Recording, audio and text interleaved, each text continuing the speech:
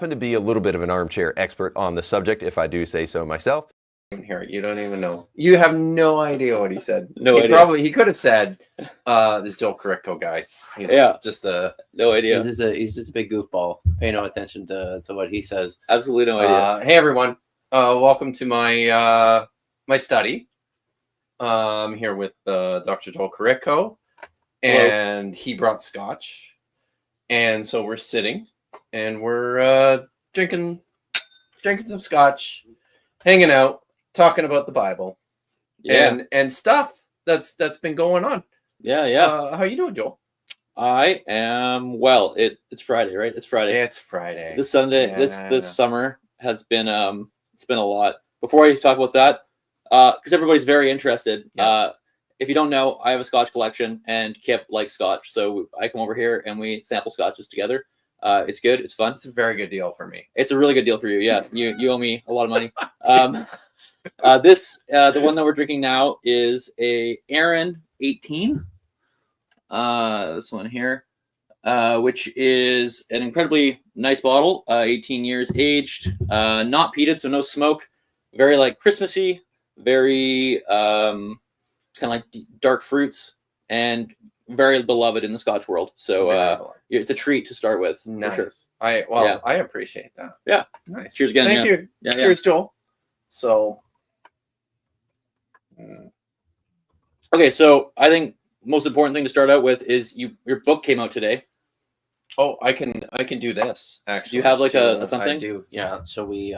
So while he's we doing do that, I would just remind everybody the amount of work it takes to get a book, a publication out, it's ungodly. It's disgusting.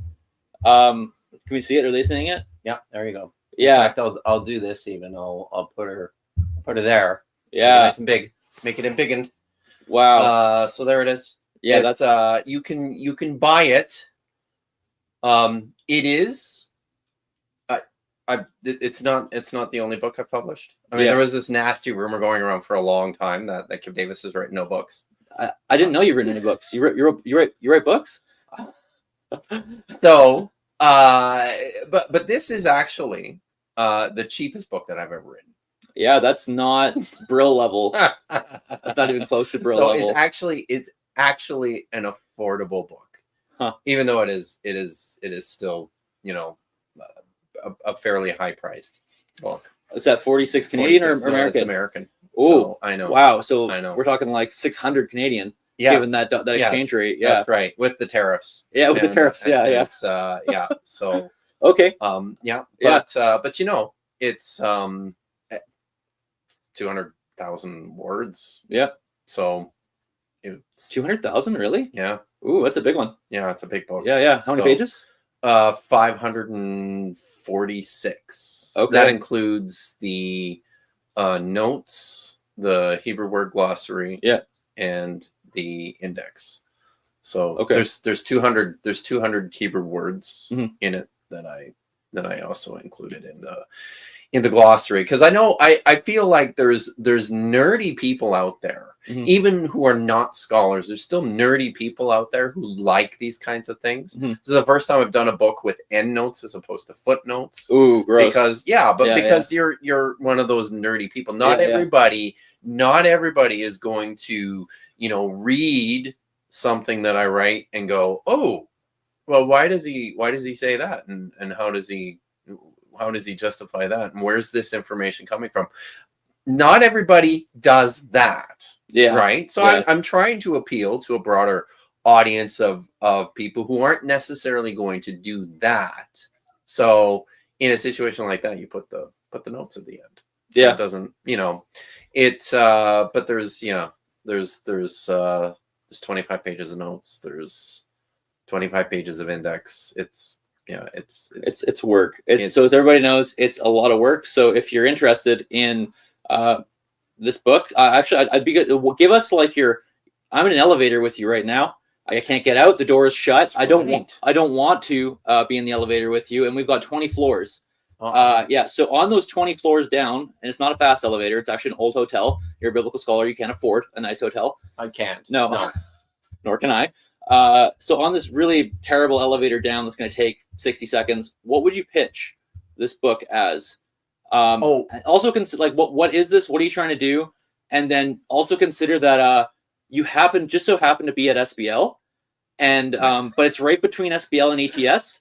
And so I'm you don't know if I'm a biblical scholar or I'm or I'm like ETS bound or like guy. You don't know. Yeah. So you're trying to think about that as well. Oh no. So wow, that's a lot to think about, Joe. Yeah. So and you want the elevator pitch for that? Yeah.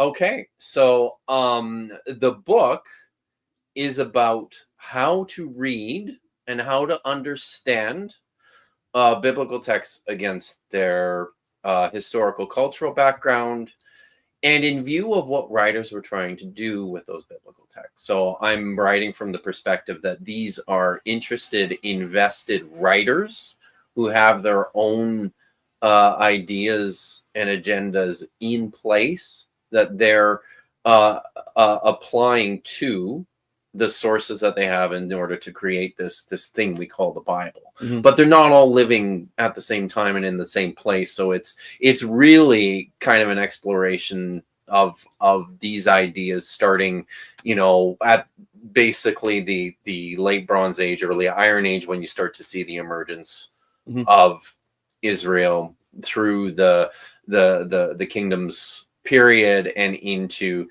the exile. The last chapter is actually my homage. It's my apocalyptic literature chapter. Okay, yeah. My exilic Judaism chapter, really. So okay. But yeah, and it's very heavily based on an article that I wrote and published in 2014. You publish articles? Yeah, I do it. So I know you never read any of my stuff. No, I know Dead Sea Scrolls are really boring. I know. Yeah, it's how I feel about your stuff. So yeah, it's we just sit here and talk shit about each other. We don't actually read each other. No. But it's actually based very heavily on an article that I wrote in 2015. I'm published with the Journal of Religion and Popular Culture. Which is published by the University of Toronto. Okay, yeah. But the title of the article was Zombies in America and a Qumran, the Dead Sea Scrolls, the AMC's The Walking Dead, the Dead Sea Scrolls, and Apocalyptic Redux. I actually think I have read this article. Have you read the article? I think you sent it to me a long time ago, yeah. So it's one of it's one of my favorites of things that I've written. And I've done basically like I've used 20th century zombie film, mostly focused on The Walking Dead when it was still good. Before season 6 or 7 or whatever that was. Yeah, I gave up around there. Yeah, that's when I gave up too. Yeah. But I was still writing the article when it was still good. I got to Negan. I don't know. Yes, did you see Negan? I saw Negan, and then Negan then I takes watched out Glenn, and it's like, all right, fair enough. I actually watched the rest of that entire season, and then I was done. But but the I was looking at how the ethos and the worldview and the narrative within the show, The Walking Dead, compares and contrasts with a lot of things that we see within the Dead Sea Scrolls. And I focused on 4 features of what I identify aspects of apocalypticism. There's this focus on living at the end of the age and being in the last days and anticipating the end of the world. There is a focus on ritual purity, and that was maybe my favorite part of the article to write, just because it's really interesting looking at ritual purity as a lens for The Walking Dead. Right? Yeah. And then I looked at what was the third one? Oh, it was exile and nomadism. And then I looked at insider outsider polemics and discourses. So as a way to try to understand what's happening in the Dead Sea Scrolls, what's happening in early Judaism. One of my reviewers who read the book said this was his favorite chapter. He was really excited about it. He said that he's, as someone who has actually written about apocalypticism before, he's like, he said, I've never seen it explained that way, and the lights just went on. And it was, so I'm, If anybody out there, so obviously this is going to go out to Kip's channel. It is on Kip's channel, and then I'll put it on mine as well. We couldn't link it because of stupid reasons with stupid reasons with StreamYard. With StreamYard. So if anyone's from my world and not necessarily from Kip's world, all those things should be kind of like ringing bells. Those ideas when you read the New Testament. When you absolutely when you decide, especially if you read something like the Book of Revelation, which is apocalyptic in genre, so it's a type of literature that we see that kind of fizzled out after a while. In some ways, like in like the ancient sense. I mean, you're taking The Walking Dead. We can still, these things live on. These ideas and tropes live on, but as like a type of literature, your brains should be firing the synapses of, hey, this is what we see in some things in the Old Testament, in the New Testament, and it's actually really important to be able to understand this way of thinking, to understand certain things going on at especially the end of the Hebrew Bible, as in like the latest parts of the Hebrew Bible, and then into the New Testament. And so like myself, I know this isn't a popular opinion in some evangelical circles. I do think that probably the Book of Daniel is, as it is now, a later compilation or a later document. It's because you've gone to an actual school and got an actual PhD, and I mean, well, it's actually it's not just the school. So I don't want to put it as ideological, in the sense of like you go to a school and you come up with an opinion. No, but it's for me, it's actually data driven. It's like within the text itself. Exactly. What is the text doing? What kind of literature is it? We know that this kind of literature wasn't earlier on,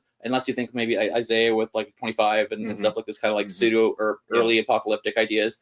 But it does seem to be a type of literature emerging in the third. I guess it depends when you date Zechariah. The stuff in Zechariah. I don't know when you date that too. But at least like beginning 3rd century, 4th, maybe 4th century, whatever. So it does seem to be later, and then especially when you get into what Daniel actually talks about, the events seem to be referring to 2nd century matters, and especially with what goes on with the Maccabees and Antiochus Epiphanes. And to me, that actually isn't so. I'm a seminary professor, if you didn't know that. So I don't have a problem with this when it comes to like the inspiration of the Bible or the Bible being a source of truth or whatever, because to me, it just depends on what this author's trying to do and what this genre is even trying to do. So there was a really great, I'm trying to remember who it was. There was actually a really great Twitter thread. I think it was, actually, he's been in the news, Andrew Rilera. He's got that book on atonement that just came out, The Lamb of the Free, and it was being passed around on Twitter. You didn't see that? About the atonement? About penal substitutionary atonement? No? In any case, I think he actually had a long tweet session with somebody. Like a theology book? No, he's like critical New Testament scholar. Oh, but it was New Testament stuff. Yes. Right, yeah. Yeah, So and penal substitutionary atonement. okay. But he actually, most of the book is on Leviticus. Oh, so he's nice. taking the Levitical system Yeah. and saying what are the sacrifices meaning in Leviticus as far as we can tell. Mm-hmm. And then if that's true, what I'm saying, what does that mean about Jesus' sacrifice? And is his sacrifice a substitutionary, penal substitutionary death? This is something I think I'd be interested in. I made a video critiquing, well, the way I guess I made a video once critiquing the way apologists like to talk out of two sides of their mouths when it comes to the atonement. Mm-hmm. So, which irritates me.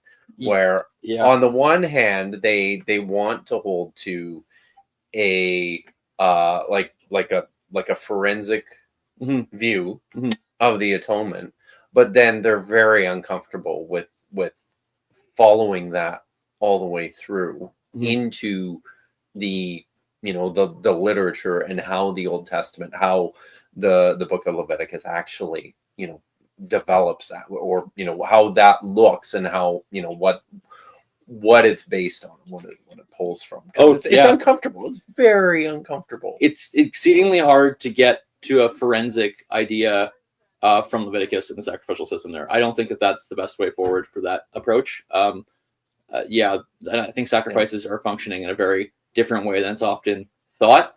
And I'm not like alone here. Like even guys like watch the Bible Project, like Tim Mackey or something. Right. Like he's on the same page. We have to rethink. So this isn't just like some out there idea. This is very much like, what is this text getting at, and how is the New Testament appropriating it? But that's besides the point. We went into penal substitution. But Andrew has this book, and then he also had a tweet. That's where we're going back to Daniel. And he was just talking through, and it just was really awesome, I thought, on how it seems like right away the reception history of Daniel, within the first, right after if it's from the 2nd century in its form that we have it, at least, it was, they didn't really care about whether or not like these are predictions that are coming true, so to speak. It was picked up as something else. It became something else. And so the question is, what was this literature even trying to do, right? And so I even think, so it's trying to cast a vision for empires, for world, Yes. for the incoming of God's kingdom. I don't know if it actually cares as much about particulars, as in the particulars are representative of a larger macro kind of narrative. And so I would actually argue the same thing for the book of Revelation, right? Yep. Because Revelation is doing the same thing. There's stuff in Revelation that is directly related to the 1st century. So you get like the when it talks about there's one of the beasts is injured and then comes back to life. And then most even evangelical scholars will say that's about this myth in the 1st century that Nero would come back to life. The Nero Redivivus? Yeah. And it really does seem like it's riffing on this idea that was in the culture, in the milieu of all these different communities in the 1st century Greco-Roman world. But it's not just doing that like, oh, and then that's it. It's taking it and going, I want you to think about this idea and then like cast a vision for what it looks like to be people in this life or death, end of the world scenario, and how that informs how you think about God in the world. So if you think about it that way, I don't know, like there's no issue here. If you're to wear whatever dating you want to land on Daniel, it doesn't actually matter. So Lorenzo De Tomaso, Canadian scholar.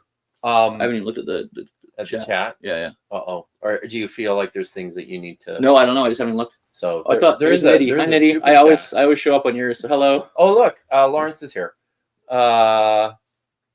When are you having me over? I mean, right now. Come on over, Lawrence. Just the door's open. You can come on in. Where's Lawrence from? Milwaukee. Oh, I thought Milwaukee Atheists. Oh, so, I missed it. Yeah. Come on over. Yeah. Absolutely. Everybody's welcome to come over. Honestly, I'm serious. I'm serious about that. You just got to make it to Chilliwack. Just come on in. That's right. If you can find where that is, and you can get here. Not usually on maps. Usually not. So Lorenzo De Tomaso talks about, and this is the way I like to talk about apocalypticism. And we understand apocalyptic through literature like the book of Daniel, through the little apocalypse in Isaiah, and then lots of stuff in the Dead Sea Scrolls and in the New Testament. But this is representative of a worldview. Apocalyptic is a worldview. Mm-hmm. And that's, you don't understand what's happening in the literature until you understand the worldview.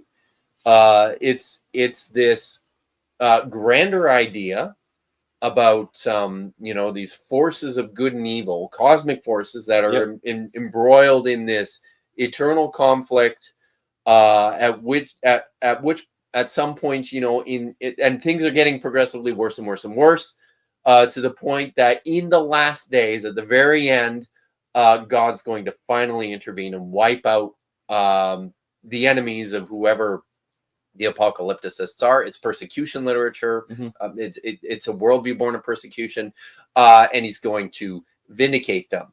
But the way that this gets expressed in literature is through history. Mm-hmm. And that's very important within apocalyptic texts, to present this view of world history as a means of showing how everything has been kind of under the direction and control of this supremely powerful, like cosmically imperial kind of God figure. And it's all just working out as it's supposed to, until the point in the last days at the very end, when he's finally going to intervene and fix everything. So it's really important to understand that as like the impetus behind these texts that we read. So all that to say, I agree with you that it's not about predicting the future. It's not even about getting the history right, whatever that means or meant for them, so much as it's meant to show that God's in control and these things have all happened, which continue to point towards us living in this period now, because all apocalyptic literature is written from the perspective that, the people who wrote it believed that they were basically on the brink, that they're sitting, just on the edge. We're in the last days. God's coming back, and redemption is happening any minute now. So that's yeah. And I think we could probably, just in case people are wondering, because someone might be out there thinking in a confused way, wait, is Daniel, parts of Daniel, I should say, with all the symbolic stuff in the kingdoms, and Revelation and parts of Enoch, are these that those texts are not equal to apocalyptic worldview? This is like a literature born out of that worldview. yes. But the world, you can find apocalyptic thought in Paul. You can find apocalyptic thought in things that aren't these specific texts. So just so people are aware, there's like a genre of literature that is related, that we have called and given a designation of. He saw his sweet book author money. Yeah, all $20 is in there. That's it. Yeah. Actually. Yeah, so there's a difference there between apocalyptic worldview and apocalyptic as a genre, which is a modern designation put onto an ancient type of text that has features of that that worldview. That's important for people to know. So Revelation, Daniel, again, maybe part of Isaiah, some of Zechariah, some of Enoch. There's other apocalypse of Zephaniah. There's like all sorts of stuff. Yeah. Exactly. We have fragments and bigger pieces of other texts. Actually, in my undergrad, we look at a couple of them. Even in my first Bible class, when I go to Revelation and talk about apocalyptic as a genre, I think it's Apocalypse of Zephaniah that I open up, and I read it, and I say, isn't that an interesting excerpt from the book of Revelation? Yeah. And they all go, what? Yeah, I guess so. And I go, that was not from Revelation. That was from a non-biblical book.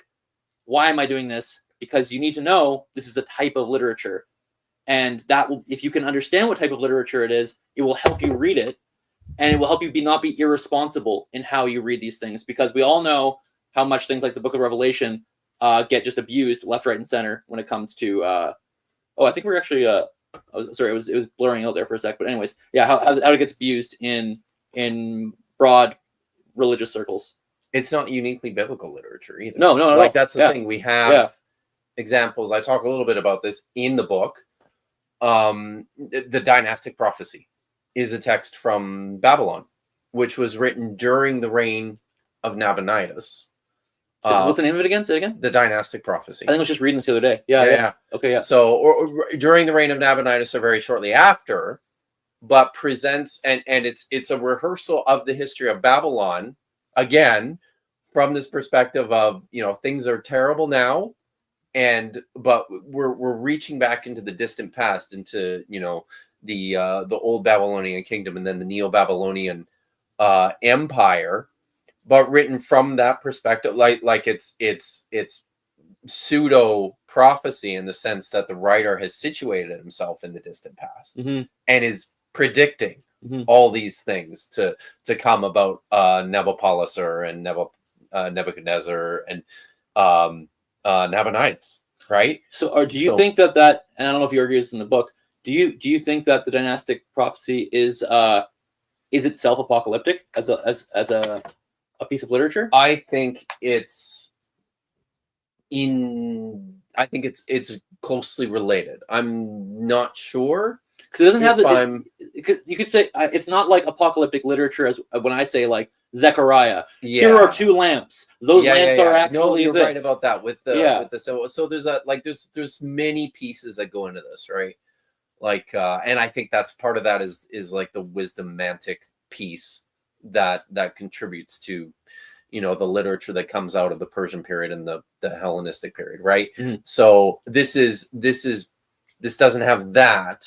But it's got this historical narrative component and this component of I would say like world history that is embedded within the apocalyptic texts. So okay.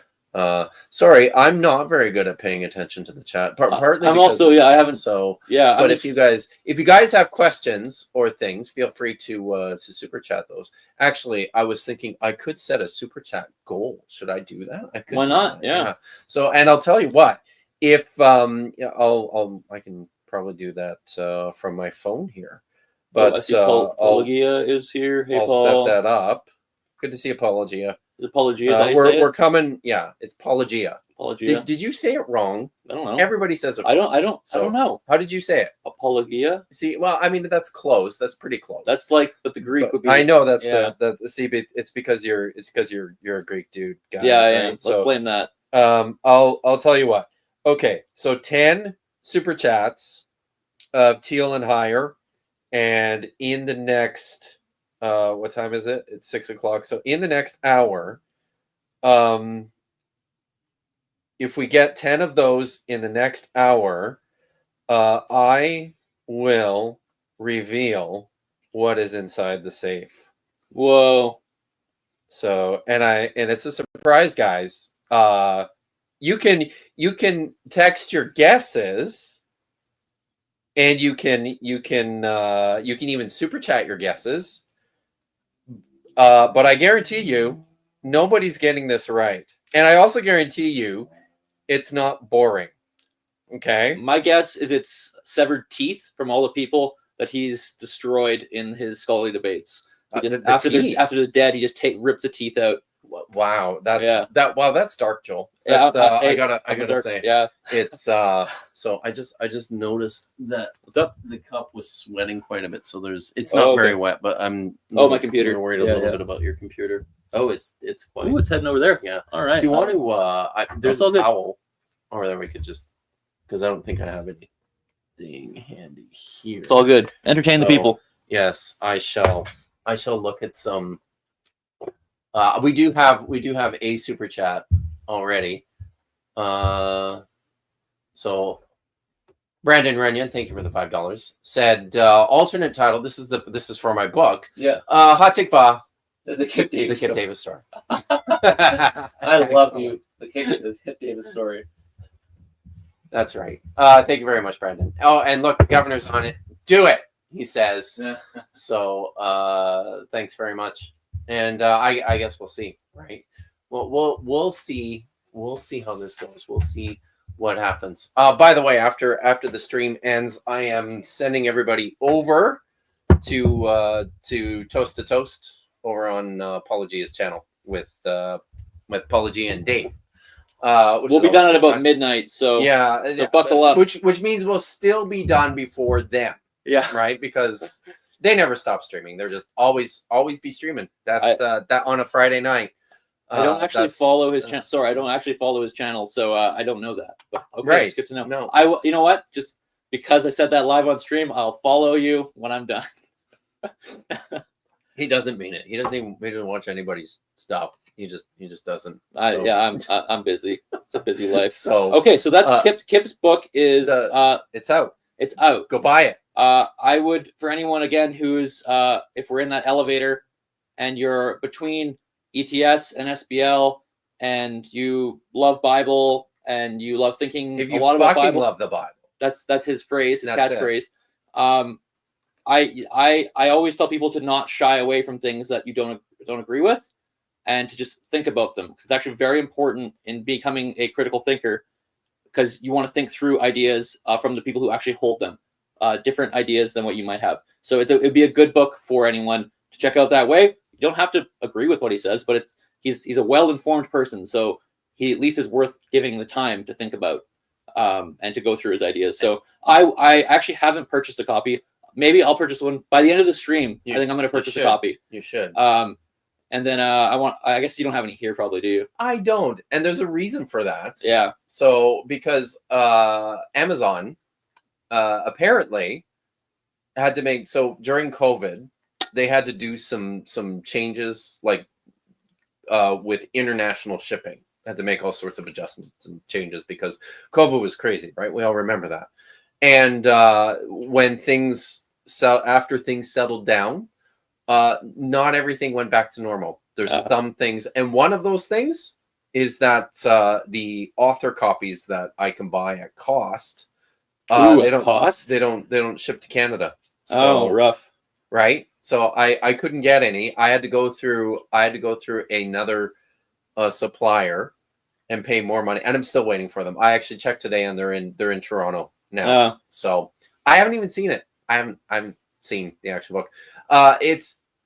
There's a chance that many of you, some of you, a handful of you who have already purchased the book will get your copies before I ever get my hands on my copy.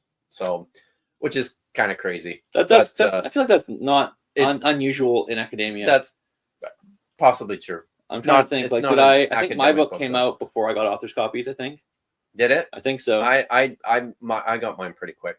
But you also published with Bro. Yeah, I can't remember. Yeah. I might be wrong on that. Okay. I don't. But you were way over here in North America. Yeah. Yeah. See, I was in Norway. It was like right next door. It's They like, just literally down they the just street. walked over. And, Yeah. Here you go. Yeah. I said, here, have your copy. So yeah, that was good. Okay. Yeah. But- So, anyways, Kip's So- book is out. That's So- cool. How many years would you say? I know a book is like that is always like a culmination of much thought. How many years did you put into? Do you think you started like initial draft of something related to this? Probably 2 years. Okay. And but it's not so, because I'll tell you the story. I've told this story before. I don't know if I've told you this story before, but the story behind the book is that I used to teach a course called a second year course called Israelite Religions at your school at Trinity Western University. And just to be clear, I am faculty at Northwest College and Seminary. I am adjunct at Trinity and what is now becoming TEDS. That's a story. Yeah, that's a whole thing. That's a whole thing. Yeah. But I taught that course there for like 10 years. Wow. 7, 8, I'm 9, so sad I missed that. 10 That would have years. been probably right when I was doing my master's. Would be the end probably. Yeah. Of that. Yeah. So it was an undergrad class, right? Oh So yeah. second year. Yeah. So I'm sure I would have liked it. Yeah, I think you would have liked it. Yeah. But my students, it was a popular class. I had a number of students who came over. I always got really good reviews on it. But I taught this course. I spent a lot of time just developing this course for like 10 years. And then when I stopped teaching, it just kind of sat there, and I ended up developing it then for the online platform through MVP courses. And when I went to do the filming for the course, I was talking to my good friend on the phone, Dr. Joshua Bowen. Who?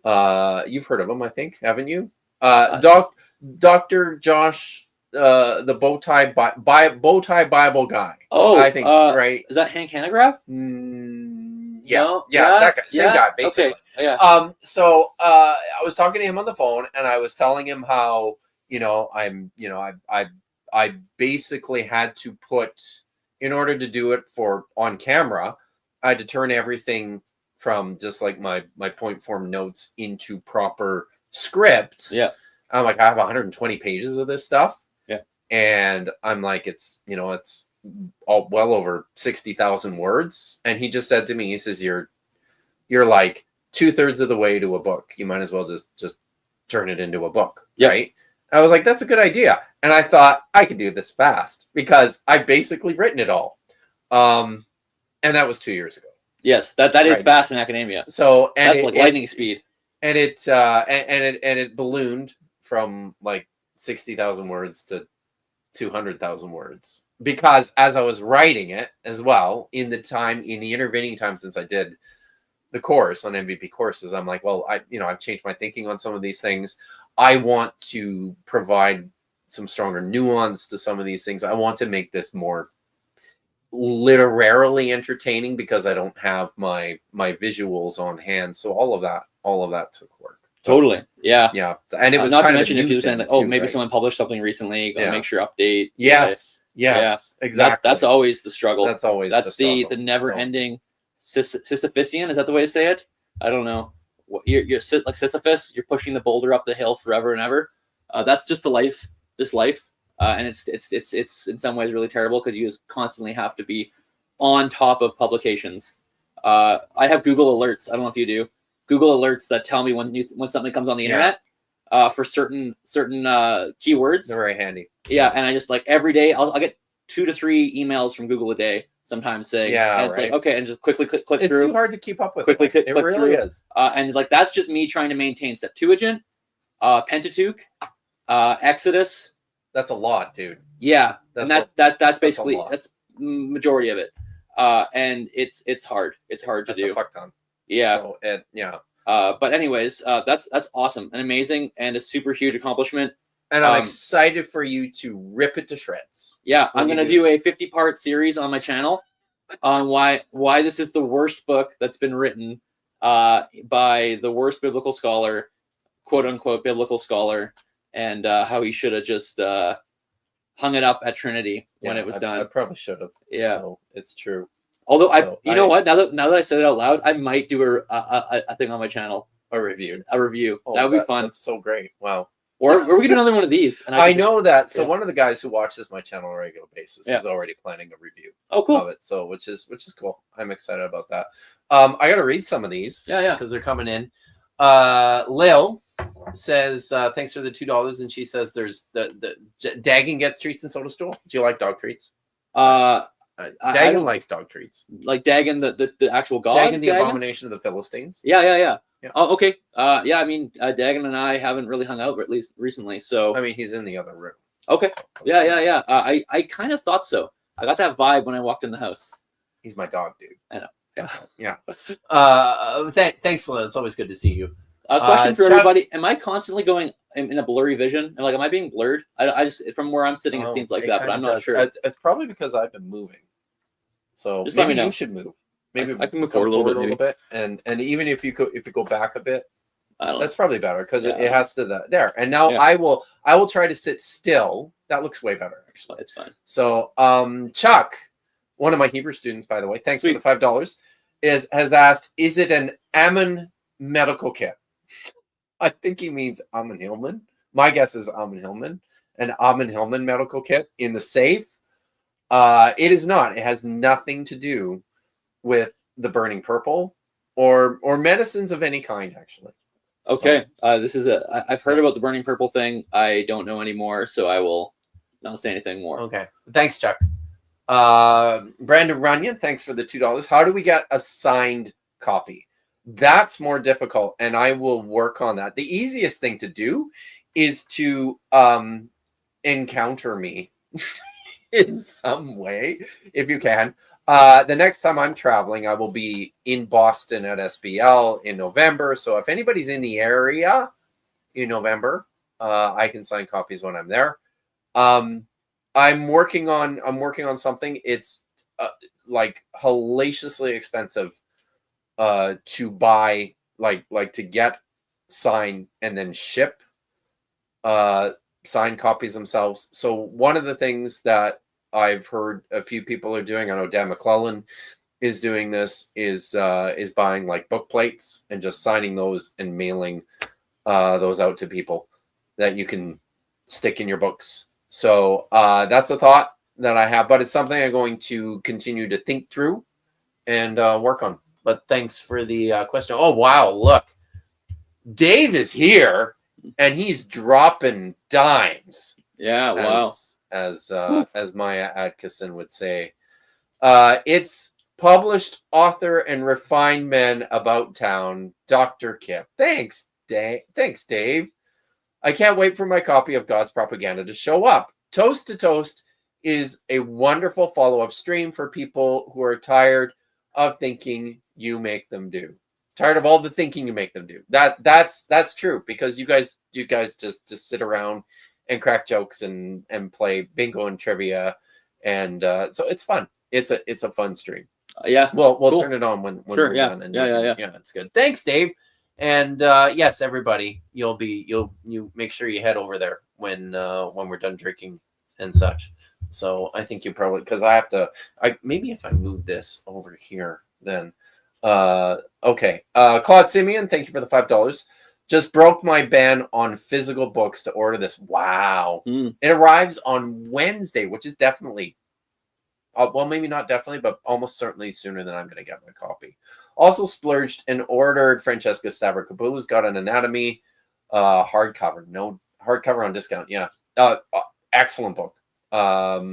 Did you read it? I didn't. I've read actually parts of it, but not all of it. Yeah. So she's just I mean, I think it's very well done, but I also just very much appreciate what a an excellent writer she is. Mm. So Yeah, not always hand in hand. Good scholar and good writer. very true. Yes. So I am, and yes, Maya's waiting for the Kindle version, which will be coming at the end of the month. Oh, So, nice. Yeah. So- I would love to pay you for the book and buy the book, and then I want you to send me a PDF so I can listen to it. Because I usually listen to books. there's going to be an audio. Oh, yeah, but you Oh, probably want it before then. yeah, too, yeah, 'cause yeah. The audio book will be coming towards the end of September. Okay. So you probably want. I mean, So you could. We can talk about what you want to do. we'll but, see. Yeah. I'm so busy that that might be fine. Yeah. September. Yeah. Okay. Yeah. Cool. So that's the book. Yeah. Go buy it, folks, or not. But if you want me to be sad, then don't. But if you want me to be happy, then go buy it. Yeah. That makes me happy. I think it'll make you happy too. I mean, a good touch point with God's anatomy would be Isaiah's visions Oh yes. of We should talk about that. claims of anatomy. Yeah. I mean, Because I did a stream. Yeah. This last. I did a stream last month, and I put together a summary of the stream with better visuals Mhm. and published it yesterday. Yeah, and So, then like- you did tell me about it. Yeah, and I I did. said, okay, I'll quickly as I can. I think I put it on 2.5 times speed, and I did watch it, and I definitely had some comments. So I don't know, have people out there who are at least here right now. Did you watch it? I bet a lot of people have probably seen it, but I can provide a basic summary. Yeah. And you can get into it. Sure. So Stavrokopoulou spends about a page discussing this vision that Isaiah has of the throne of Yahweh, where he says that he saw the throne of Yahweh high and lifted up. And then in most English translations, maybe all English translations, it says that the train of his robe filled the temple, and goes on to talk about the seraphim who were positioned above him and were covering their faces and their midsections with their wings, and flying with their third pair of wings, and then one of the angels comes. Isaiah is exasperated by what he's seen. He says that he's a man of unclean lips who dwells among a people of unclean lips. So an angel has to come. One of the angels comes, takes a coal out of the altar and purifies his lips, and tells him that he can now go forth and deliver Yahweh's message. So Stavrokopoulou argues on the basis of this very it's a what I call it. I don't know if I call it an obscure word. It's not a common word in Hebrew, but it seems to be a fairly flexible word, to the point that it's caused difficulties in this text. And she argues on the basis of this word that's translated the train of his robe. It's just one word. Shulim. She makes the argument that this is with reference to his genitals, the genitals of Yahweh, on the basis of readings that appear in other texts. In the prophetic texts, it's with reference to female genitalia, and it's from the cognates as well, from the I believe it's the Ugaritic and then the later Arabic. There is, and I think the Akkadian too, there is a sense of what hangs down, what's on the bottom, what's at the base. So, and when you look at the versions, which immediately interests you, the Septuagint doesn't call this a robe. No, omits it. Says ikos tes doxes of two, the house of his glory. And the house was full of the house of his glory. Play race ikos tes doxes of two. Yeah. So it's full of his house glory is full of his glory. Yeah. Was the Shulim. The Targum does the same thing. It talks about his exceeding amazingness. Filled the temple. So you're looking at these texts. It's actually the Syriac, interestingly, does say the hem of his robe filled the temple, but in order to arrive there, they actually have to insert like a I forget what they're called in Aramaic, the equivalent of the construct with the d construction. So they basically have to reconstruct the word into a phrase in order to make it work. So I think it's compelling, and it's it was good to have Vish there to talk through this with, because she's very bright, and she oftentimes thinks through some of these things a little bit differently than I do.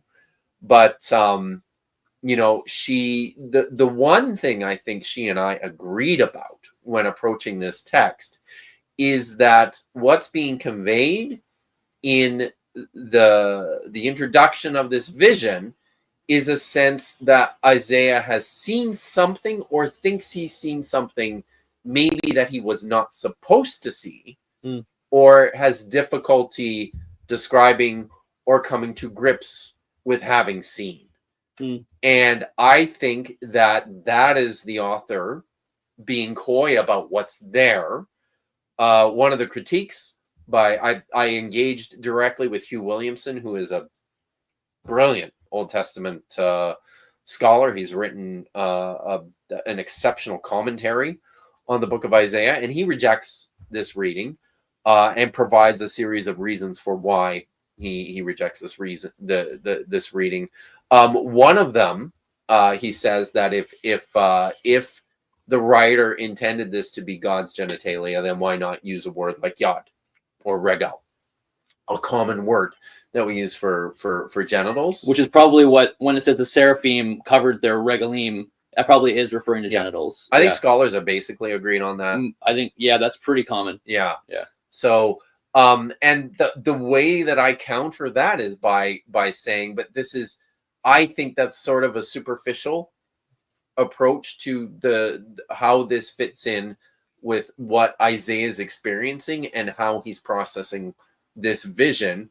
He doesn't call it that because it's Yahweh, and because it's something that he's uncomfortable with having seen. So he's not just going to outright come and say, yeah, it's all God's dick. It was right there in the temple. No, it's the text. It's the author of the text being coy. And just so people are clear, when I say Isaiah, I'm not necessarily talking about 8th century Isaiah. I'm talking about whoever actually wrote this text, whoever wrote this vision down. So that's kind of the way that I go with it. But I mean, so now let me ask you. Just before you do, I saw a Septuagint question from Paul. Where is it? Apologia. Is it he just asked, is it Septuagint? Is it Septuagint? Because he went to Bible college in Regina. Septuagint is a typical way people refer to Septuagint, Septuagint, either or. Thanks for the $5. It doesn't really matter. I think everybody kind of gets it. Yeah, Septuagint. But you know what? I went to when I went to school in the UK, and maybe they did things differently at Oxford, but I was told at Manchester that the way to pronounce it properly was Septuagint. Septuagint, so, that is one pronunciation among scholars. Yeah. So they warned me that if I didn't want to out myself too badly as an American or a Canadian, that I should say Septuagint. Yeah. As opposed to Septuagint. So it just depends on where. Septuagint. Oh, it's a Septuagint. Yeah, exactly. Are you ready to try another Scotch before I have opinions on this? All right. Sorry, you've been talking the whole time. I know. Yeah. Right. Yeah. So, talk to me about what you're thinking about this. I have a question for you about this too. Yeah. Well, do you want to ask it, or do you want me to kind of give my initial thoughts? Well, let me ask you this right at the outset. Do you think that the text is clear about what is being presented? No, I wouldn't say it's clear. There wouldn't be so much fighting if it was clear. The problem, like you said, it revolves around what is a shul. What is that term referring to? And just so people aren't going like, oh, hey, Kip's crazy here. If you go to Hallout, one of the Hebrew Aramaic lexicon of the Old Testament, which is one of the major ones that scholars use, one of the definitions is the pubic area of a woman, actually. That's in how particular. it's used in the prophets. Yeah. So that's just to say that it's not. This isn't just some kind of out there thing. the term does get used in that sense. But I believe, if I'm correct, it's only women that it refers to. Yeah. So the pubic region of a woman in hallowed for Jeremiah 13:22. So that would, at least to me, at least make me caution a bit to go, okay, if this is a way that, because even in colloquial euphemistic English, we have different ways of referring to genitalia between males and females. Not sometimes there's crossover, right? True. But so if that's the case, and I'm not saying that is the case that there would be distinct and there couldn't be crossover, but that at least gives me a pause to go, okay, we don't have this referring to male genitalia euphemistically in the Hebrew Bible. We have other terms like regel for feet, yad, like you said. Yeah. So that's, if those were there, I would be more immediately inclined to go, okay, there's some really strong grounds there. Yeah, I think conceptually as well, I have a lot of questions. So you asked, is it clear? No, the text I don't think is patently clear. Would I go immediately to your reading? I don't think so, because we don't have parallels. Did we have cognates in other languages for male genitalia? I don't remember. It's just there's the closest one is probably the Arabic, which is like slack. Flesh around the stomach and the midsection areas, like saggy stuff. My friend, you met Matt. Yeah. Oh yeah, my friend Matt Unger. Yeah, he's great. He likes to translate this as dangly bits. Dangly bits. Yeah. I think it's a pretty good that would be probably the best sort of category translation of this term. Yeah. Right? It's the edge. Yeah, it's definitely the edge of something, for sure. Yeah. Because it could be a skirt, like it can be, I guess, female by is it metonymy? Like a female, or yes, metonymy, female. Septuagint in those in those passages in Jeremiah translates it with a piso. Okay. Bottom. Bottom. Right? Yeah. So there's something there.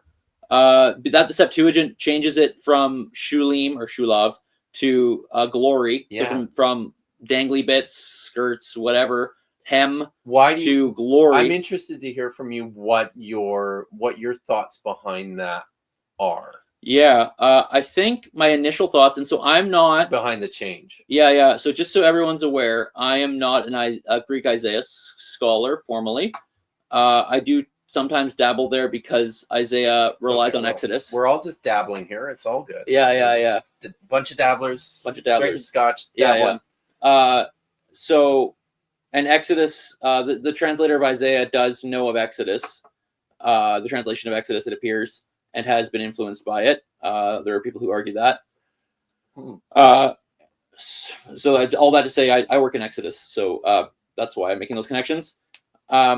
Yeah, so it's saying that the hem of his robe was filling the temple to full is the house of his glory. So his house is full of glory. So from going from hem to glory. Now you could take that as the translator understood a euphemism, right? And went, oh boy, that's awkward. I'm gonna get rid of that. That's one way to take it. That wasn't my initial thought in this text, particularly because when you get down to verse, where are we at? In the Septuagint, at least, you get to verse 3 when it talks about, so the seraphim are crying one to the other and we're saying, holy, holy, holy, Lord Sabaoth, which is Lord Almighty. Sabaoth is a transliteration of Sabaoth from the Hebrew. Pleiris, full, pasaheges tes doxes of two. Full is all the earth of his glory. And so you've got parallel ideas of being full. You've got the temple filling. Full is the temple of his glory, which is from that word hem. And then you've got the angels or the seraphim saying, full is the earth of his glory. So I wonder if this is an interpretive move. Again, it could be still euphemistic in the sense that they knew. I think it could be both. They knew that and went, oh, I'm getting away from that. I'm going to match this. But I think there's, a pause and just wondering, what does it mean for, why would they do that? Well, it could be based on this other idea of filling the earth with glory that comes later. Outside of the Septuagint, I also wonder what kind of on this, actually on the same note, I can actually continue on that same note, but now moving away from the Septuagint and going just strictly to Hebrew Bible.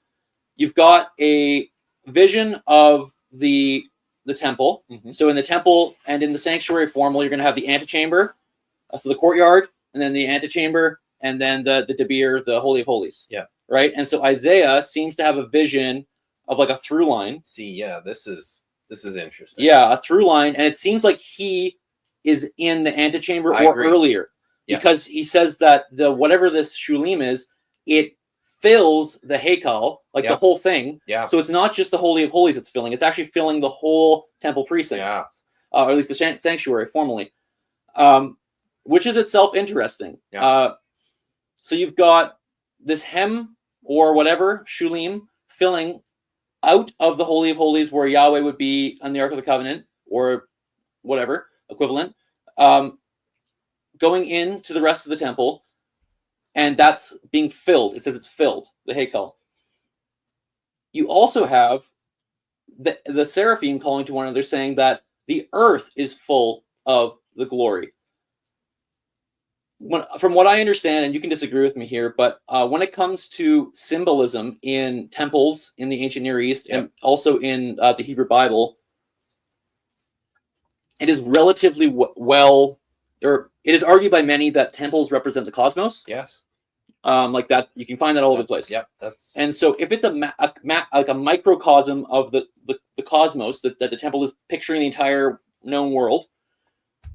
Some also think that the antechamber is this representational area of kind of like the meeting between God and man, similar to what you have in the Garden of Eden, where I would argue that Adam and Eve are in an antechamber-like place in the geography of the Genesis stories.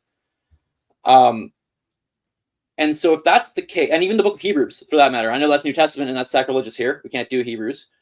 But even Hebrews says that something similar when it says, oh, that room, the antechamber, is representative of the present age. So that they seem to have a symbolic meaning of this is the way the world is now, this kind of mediation between God and humans that's going on, this middle ground, and that will be abolished in the new age to come. Referring again to the temple and the tabernacle. So if that's the case, that antechamber would, in some respects, represent the earth. The land, as we know, not the earth like you think globe. Don't think globe. Think the land, because they think in skies, land, sea. And so when the whole land is full of his glory, but the shulim just filled the antechamber. So you've got both the antechamber, which could represent the land, being full, because the temple is the cosmos. And then you've got Isaiah, or the angels, giving a theological explanation of it, saying, oh, the earth is full of his glory. And so there's a parallel language of full, of this idea of being full of glory, the parallel idea of land and antechamber. Like, I wonder if something's going on there as well. That's what the Septuagint translates. No, I'm saying that they could have done that, but I think at the Hebrew Bible level as well, they could be envisioning the shulim. Now, again, you could say, well, that's still euphemism for his genitalia, and that's filling the whole earth in that way, in the antechamber, and then that is also his male dominance is in the whole world. Like I could see you saying that, but I also wonder about this idea of he knows me so well. Yeah, I'm thinking about what arguments they bring.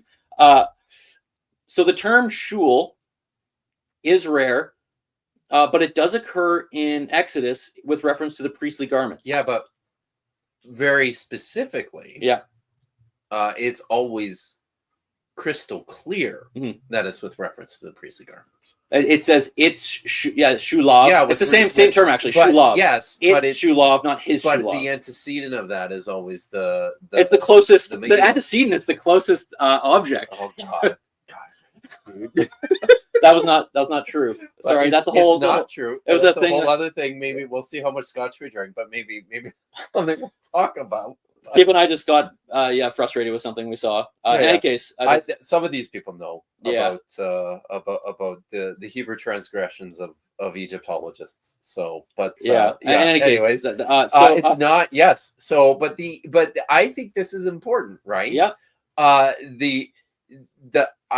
I am troubled by the fact that the writer in Isaiah did not provide an antecedent, which is part of what has me going. If it's just a rope, if that's all that he wants to communicate, then why not just say that? He doesn't. He just doesn't. Yeah, he doesn't. Like I said, he's coy about it. Yeah, because is it the robe? Is it something? So in Exodus with the priestly robe, you've got it's the Me'il. Yeah, it's the the Hamail. Yeah, you're right. Yeah, Hamail. Yeah, which is in its shul first appears as just shulav, which is the same as Isaiah. Yeah, his or its shul. Yes, plural shul with reference back to the Me'il. Yeah, agreed. I agree with you there. However, my only question would be, can you have, so what we have here is a construct form in Hebrew. So the shul of the robe, or would that be the best translation of that? The Me'il, the robe. Yeah. It's the ephod. Yeah. Yeah. Yeah. So it's the shul of that. And he sent, and Kripp's saying, well, why don't you have shul of Me'il? You have shul of Yahweh. Shul of Yahweh. So there's no mentioned robe. And so if there's no mentioned robe, what is the shul then? Should you conceptualize it as a garment, or should you conceptualize it as a body part, as elsewhere? What should you do? My thought is, my first thought is, in Hebrew, can you have a construct noun, shul of something, or something of something, where the phrase itself is well known enough that you can just use the construct noun, and everybody knows what you're talking about. You can make that argument. There's nothing I can do to counter that. That's just because it's just a. Yeah. I mean, I guess you could do some work. I expect it's pretty specific though. Certain things, maybe you can just provide a construct noun, which typically functions as a modifier of an antecedent to cover the antecedent. I think it's I don't know, in my opinion, it's a bit imprecise. Right? Yeah. Because I just don't know how you can demonstrate that. I don't think you can demonstrate. Well, you could prove the opposite. You could say, we don't find construct nouns or constructs of phrases, shul of something, just referred to by the construct noun, shul. Yeah. You could say that. That's actually not true, because I went through the grammars today just because I wanted to look. Oh, god damn. Yeah. So you can find some cases. It's actually not that common. So at least, but I didn't do enough work to really be that precise. It was pretty quick. You can find places, for example, of well-known things. So such as in Samuel, you've got the Ark of God, and it's always Ark of God, Ark of God, Ark of God, Ark of God, and then like in one place it'll just be like the Ark, and so you know it's the Ark of God. Like, I'm just saying, like, you can. Yeah. I know it's not exactly parallel. Yeah. I know it's not exactly parallel. I think a better place to go, if that's true, you can do that. If someone said, "Oh, the hem," and people are supposed to know what that is, I think the idea of the cognitive frames. What the hem in what context? Shul in what context? It's not a shul in the context of it's not in the context of war and of rape. Yeah. Like these other I think it's cities that are metaphorized as women. I think, if I remember correctly. Do you know? But it's in the context of temple. Right. Specifically, priest in going into the sanctuary. Right. And so if that's the case, that you have a shul on the me'il of the priest, that's well known, then when you say shul in a priestly sanctuary context, it's possible that they would know what you're referring to because of the cognitive frames of temple, sanctuary. Mm-hmm. So I think that's a better way forward, because of what would be immediately associated with such a term, given also that, well, actually, you might not give this at all. That Isaiah would know. Does the author of Isaiah 6 know of Exodus 25? Or sorry, Exodus 25 to 31. Exodus 25 and to 31. I think it appears in 34. Well, I think it's in 28 with the priestly garments. It's also in 39. That's it. Yeah. So did he know of that? And so that would be actually a whole other question. Yes. Which I didn't take the time to get into. No, me neither.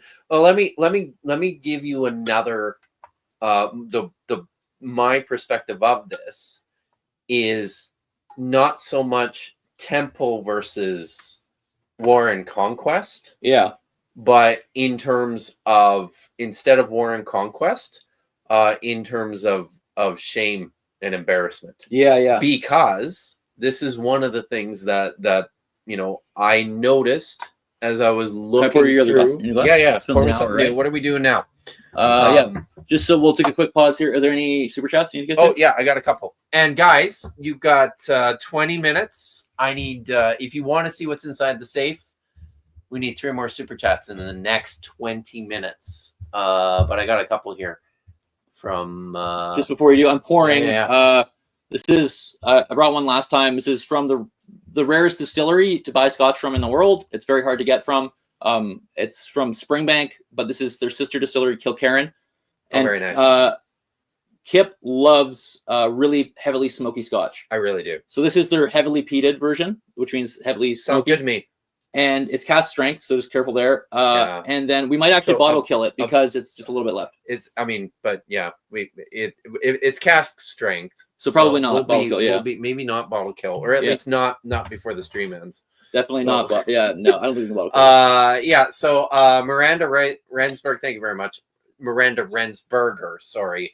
I assume the audio book will be read by Morgan Freeman. Yes, of course. It will be. Oh yeah. You were on the phone with him earlier. Yeah, I was talking to him. So we did Paul's super chat about being from Regina. Thank you, Paul. Dave's back and says, in response to Paul, for $5 Canadian. No, Paul, you went to Bible school in Regina because you pronounce it Septuagint. So, have you ever been to Regina? No, I haven't. No. So, I mean, there's no reason to go, honestly. Paul, Dave, if you're still here, I think could confirm that there's just no reason to go to Regina. But thanks, Dave. We'll be along in a little while. All right. Prixie, Overthrow Capitalism Purple, thank you for the member chat. Is the text clear? Oh, no. A heretic. Everyone knows the Bible is perspicuous. My book is coming Monday. I'll get it before Kip. Yes. I'm sure you will. The perspicuity of Scripture. That's right. That's a tough category to argue for. It is. Yeah, it is. My good friend Simone, thank you very much for the 5 New Zealand dollars. Here's my first super chat to say, wow, your first super chat. Thank you. That's really say congrats. Thank you. Hatikva. But also argue that Shulav is clearly parallel to Kavod, and Kavod is almost everywhere. A physical body. Oh, that is interesting. And while you think about that, that's a very good point. Yeah, Simone's bright. Simone is very bright. So guys, you've got 15 minutes. If you want to see what's inside the safe, we need 3 more super chats. So teal or higher.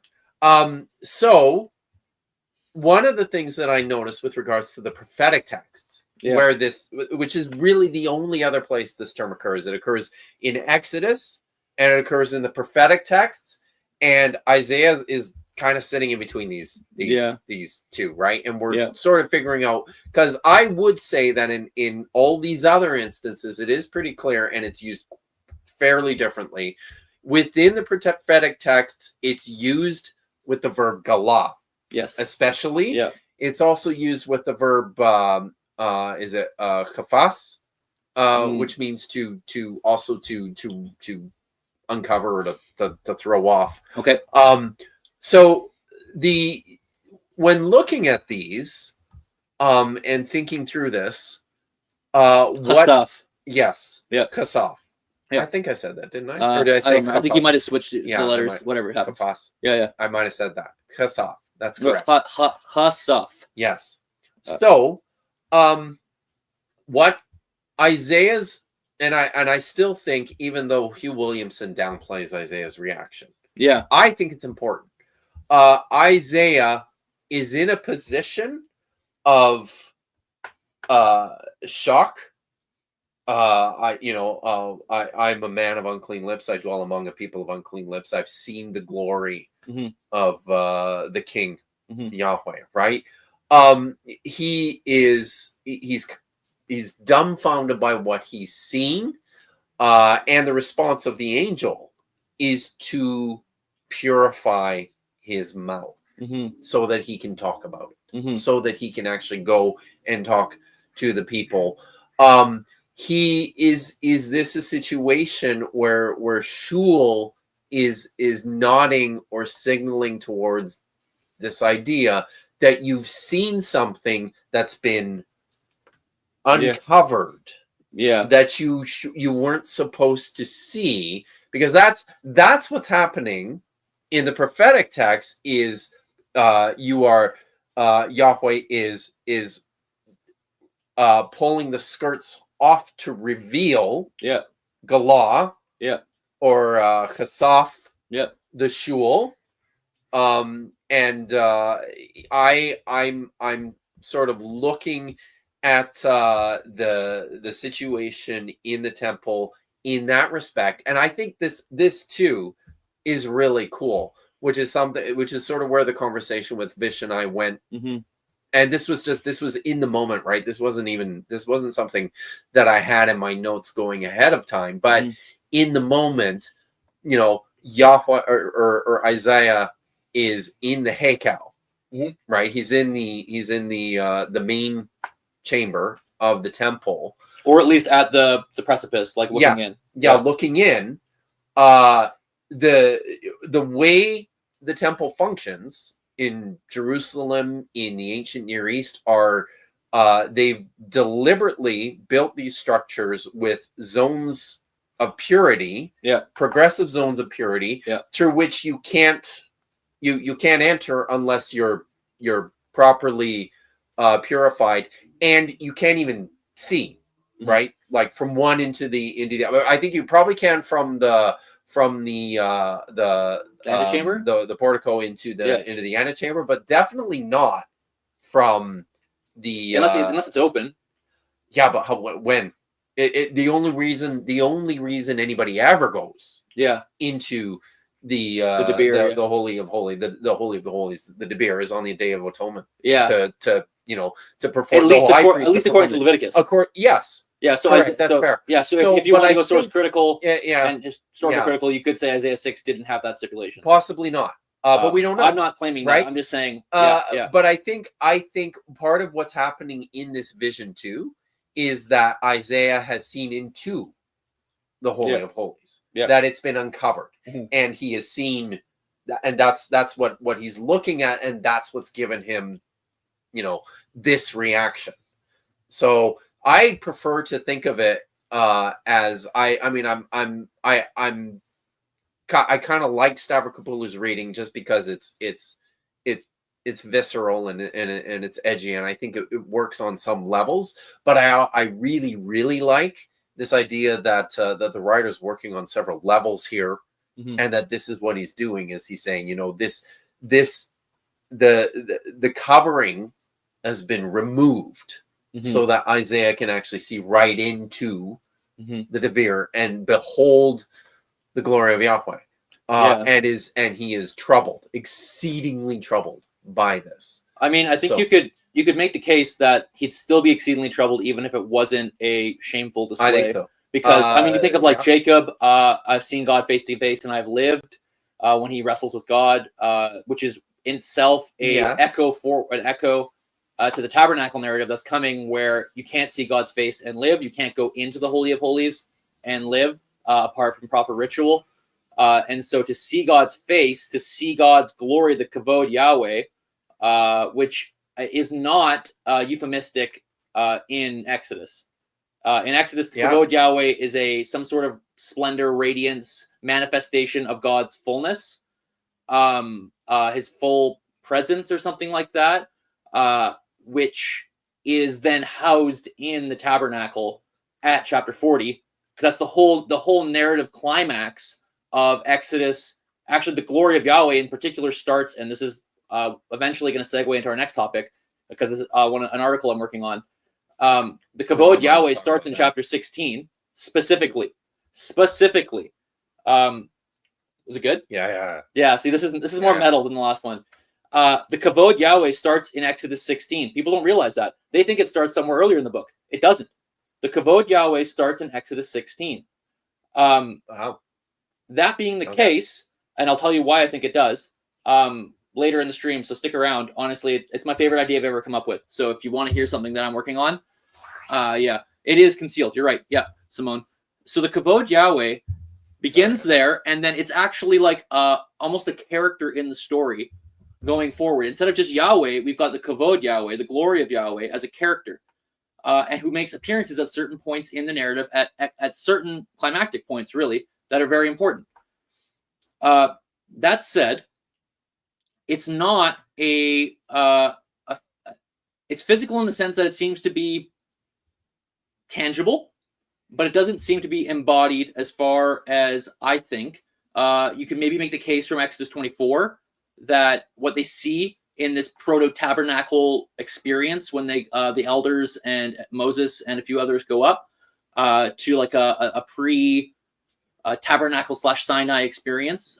There's a temple motif going on there, and they see him seated or enthroned, and perhaps you could say then that's the Kavod Yahweh is embodied there. I think you could make an argument for that maybe, but I don't think that's clear in every instance.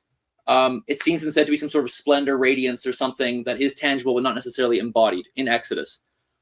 So that gives me pause to think about Kavod being euphemistic everywhere, and even here in Isaiah, in relation to the Shulim as well. I have a different point. Can I make a different point on this? Yeah. Sommer doesn't agree, but that's okay. So Benjamin Sommer? That's fine. Do you know another Sommer? No, I'm just making sure. Yeah. Of course. That's fine. I'm okay with that. People can have different takes on these things. Maybe he could even convince me that but not Kip. Not Kip. Well, no, that Kavod Yahweh is specifically embodied. Yeah, right. If the Kavod Yahweh is supposed to be an anthropomorphic Yahweh, I'm like, sure, let's talk about it. I don't find that particularly clear in Exodus, but again, I actually am open to being compelled on that. Maybe make a final point on this. Yeah. And then we'll move on. Sure. Yeah. I think my final kind of pushback would be again the framing, the contextual frames, the conceptual frames of temple, and Yahweh on a throne, a beatific vision, so to speak, of Yahweh, which I would say, and others would say, scholars and rabbis for that matter, would say that places like Ezekiel, like in the first chapters of Ezekiel, when he sees a man and a dom seated up there, that it's priestly imagery, in that it is depicting both God and priest at the same time. And so when you see the priest, when you see this figure, it's both God and it's both priest, and it's really, they're both almost the same, almost merging into one. What is the function of the priest symbolically in the temple and the tabernacle? Arguably, based on the clothing, including the hem, which in this specific passage talks about hem with pomegranates of blue, purple, and crimson. I think Ezekiel. in his Exodus. Oh yeah. Those colors in specific are what the tabernacle is decorated with the curtains. Yep. The curtains are the blue, the crimson, and others would argue, and there's a mixed fabrics as well, which the people aren't supposed to mix their fabrics, but the priests do mix their fabrics and in their clothing. And so the colors and the mixed fabrics, I think, are pointing towards the priest is becoming divinized. The priest is becoming godlike in their entering in and going into these spaces.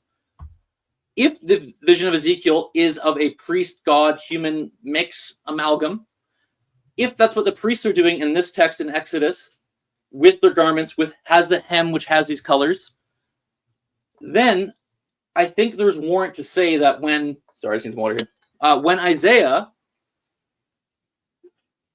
sees Yahweh on the throne, it's possible he has a priestly human vision, like Ezekiel does, like others do, and that would include the shulim, the hem of the garment that is so important for the coloring, for the symbolism of temple of the divine human mix.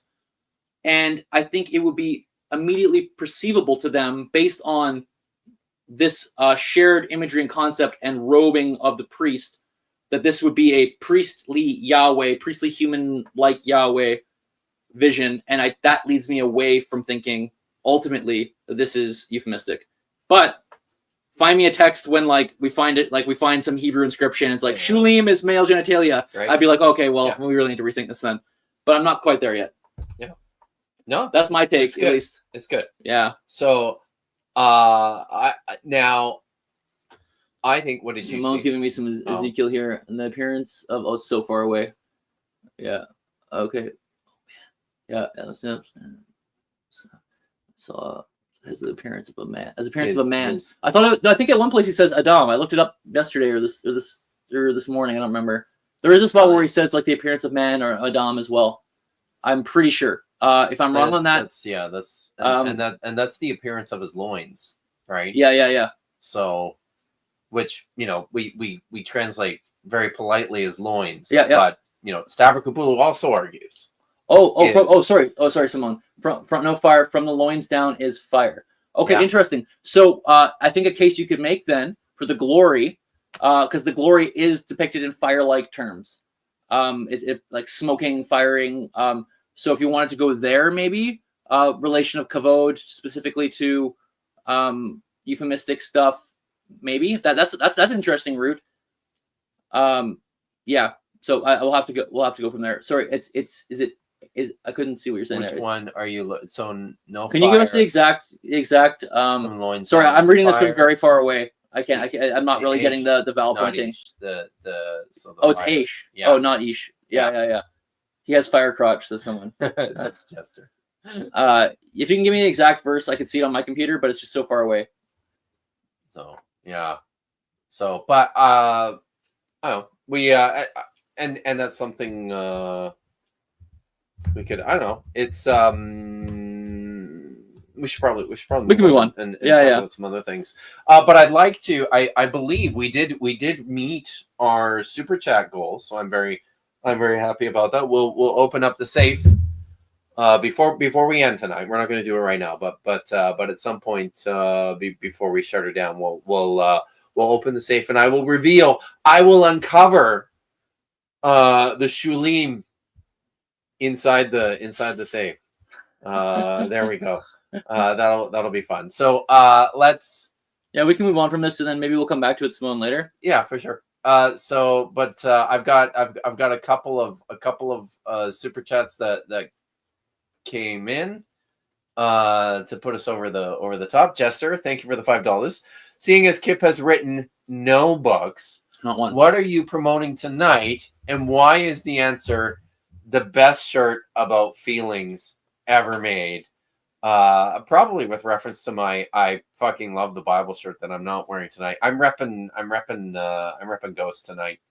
So, but which is also, one of the best shirts ever made. But thank you very much for the super chat, and just by way a reminder for everyone. Kip Davis has written no books. Oh, Yeah, so was that was Neil? That was Neil. Yeah, I've got this one too. Which is you'll have to. So the way this works is we can't actually hear the stuff that I play on the screen. So Joel, I have to actually explain to Joel what's happening. Kip Davis has written no books. Like even Kip's first book was on one of these like newly published texts, a sort of a version of Jeremiah stuff we didn't expect. I'll do a shameless plug for Kip's great book. No, he's not. He just when it's nice when scholars come on my channel, they just impromptu say nice things about things that I've written. It's I've never said great. a single nice So- thing about what you've written. No, I know, but I mean, are you really? I'm really not. a scholar? I'm not. I'm just in disguise. You're- Just really an evangelical That's it. trying Yeah. to pretend. That's Yeah. So thank you, Jester. Prixie, overthrow capitalism. Purple, thank you for the $5. I'm gonna have trouble saying this. Perspicuity. I did it. Perspicuity. No, you didn't. Perspicuity of the Bible is a Perspicuity. pet peeve Yeah. of mine. You can't believe it in good faith if you have met another human you aren't in charge of. Open the safe. Yes, we will open the safe. Not just yet. You'll have to wait a few minutes. Brixie, I agree with you. I don't think it's a helpful thing to say. If you wanted to have something in a Christian faith that's like perspicuity, you'd want to go to like bare bones orthodoxy or something like that. In my opinion, but not itself the text. It makes no sense. If you start, once you start thinking about it, translation even itself, Stop it's like thinking about the text. It falls apart. No, it's not helpful. It does. Yeah, it does. It's not a helpful category. No. So, but thank you very much. Thank you. Lil is back. Treats for Kip and Dr. Kip the dog. What's in the safe? You're gonna find out soon. Yep. But thank you so much for all the treats. Chuck, now open the damn safe and reveal the glory of its contents already. The kavod safe. People are getting a little antsy, so we'll probably have to not delay it too long. Okay, maybe halfway through our next one. Yeah. All right. So, Matt T, thanks for the file. Oh, he figured out. Matt T figured out how to super chat. He was complaining about that earlier. Very nice. Thanks, Matt. Just got my shipping notification. Looking forward to it. Congratulations on the book. Thank you very much. I appreciate it. I hope everybody enjoys the book. And if you do end up buying the book, if you do end up reading the book, please give a rating for it, give a review for it on Amazon. This always helps a great deal in terms of how visible the book is in terms of the algorithm and stuff for recommendations. So appreciate that everyone. So Joel, we're shifting gears here now because we want to. Joel has been working. I recently called it Joel's white whale. It really is. It really is. So Joel presented to me this article that he has written. You wrote it like it's over a year ago now. I actually, there's gonna be a lot of shame felt on my part in the next 10 minutes. I wrote this article almost 2 years ago. Like I had a first draft of it almost 2 years ago. Yeah. Yeah. Wow. Yeah. 2 years ago, almost. You had a draft of it. You sent it to you sent it to an article to a journal for publication. It was rejected. So the first one I sent it to, I retracted it because they were taking too long. Oh, right. They said it's gonna be at least almost a year to even get it into peer review. Right. And I said, okay, that's a long time. That's just garbage. I sent it to a journal and it was rejected. Looking back now, hindsight is 2020. I think I would have rejected it too. I think that I wasn't clear in some of my argumentation. I think I was overly argumentative or overstated my case, or at least tried too much. And I was not aware. I was trying too hard for some certain things that I didn't need to. And you know what? That was some of the peer review comments. And so I take that, and I did change the article quite a bit. I won't say any more on that. There was actually another experience. I'm just going to give you all the dirty history here. I did actually have it with another group who I actually really like. You'd hate them. I hate them. Yeah, you would really hate them. But I like what they're doing with Pentateuch and questioning the current paradigms. Oh my God. Yeah. Yeah. I mean, in any case, they let me come in and present the paper to them, their board of editors or their board, and by every appearance, I was under the impression that if this went well, my paper would be in the next volume that they're producing. Okay, I'm not going to give names, but the paper would be in the next. I've already given enough hints if you wanted to know, if you knew. I also will not give names. Yeah, no names. So that was about a 6-month process from talking initially to getting it to be presented. And I presented it to about 20 scholars at 5:30 in the morning on Zoom. And so there were some big names in this meeting. I won't say any names again, But they were They're actually big. one name in particular. I'm a really huge fan of. I present. I had to go teach immediately after. I was teaching, I think, Galatians and Revelation. It's a weird combo. And two things I've never taught. yeah, for undergrads. And in the middle of teaching, I get an email, and I just see it out of the corner of my eye. And so I had emailed them just before class and said, hey, that went pretty well. I held my own against the questioning after. I think I did really good. And one of the scholars, who's actually, again, a big name, which I won't say, he was defending my idea in the meeting already. I get the email after I'd said to them, hey, do you perchance know when I would know this is going to be published if you want it? And they said to me, and this ruined my day and my week. It was horrible. I texted you. You did. Yeah. He was pissed. Oh, so mad. He said, swore a lot. No, I didn't. They said, oh, we had no intention of ever publishing this. Thank you for presenting. We don't have any room left. Seriously, I'll say it. Can I say it? What the fuck? Yeah. Seriously. I'm sorry, dude. That's bullshit. I was very frustrated. That is yeah. That is some kind of bullshit. So just so it's clear, not only did I have to present my article, they asked me to shorten it and to create a presentation. I got up every day at 5:30 in my busiest semester I've ever had, and I created a not interactive, but not 3D. I don't know the term I'm looking for right now. Very complex PowerPoint that moved and slided around. What was that? Shoot, I can't. Yeah, I know the word I escaping me. In any case, a really complex PowerPoint that was it's not PowerPoint. It's not Keynote. It's Prezi. It's a Prezi. But if you don't know what that is, you don't know what that is. I created this many hours, probably 50 to 60 hours of work to create a new article that was shorter and the presentation. And they tell me, that we had no intention, even though they asked me to change my article so that I could present it. So that took up 6 to 8 months of my life. So that's part of the reason why this thing has taken so long. It's been brutal, and it's a white whale in that everyone who's read it, who isn't a peer reviewer, has gone, this is actually really interesting. It is really interesting. Really interesting. I've read it, and it's really interesting. But everybody who's the peer reviewers, one of my peer reviewers, I believe they use the term delusional. Wow. So that was reviewer 2. That's really harsh. Yeah, reviewer 2 with delusional. Wow. So all that to say, this is my white whale. I will die on the hill of getting this thing somewhere. I actually recently submitted it somewhere else, which I won't say where, with some help from actually I can say who I got help from. Awesome professor at UBC, Isaac Soon. Oh, okay. Isaac Soon, he's a New Testament scholar. Okay. But he's tons of articles. He's a friend.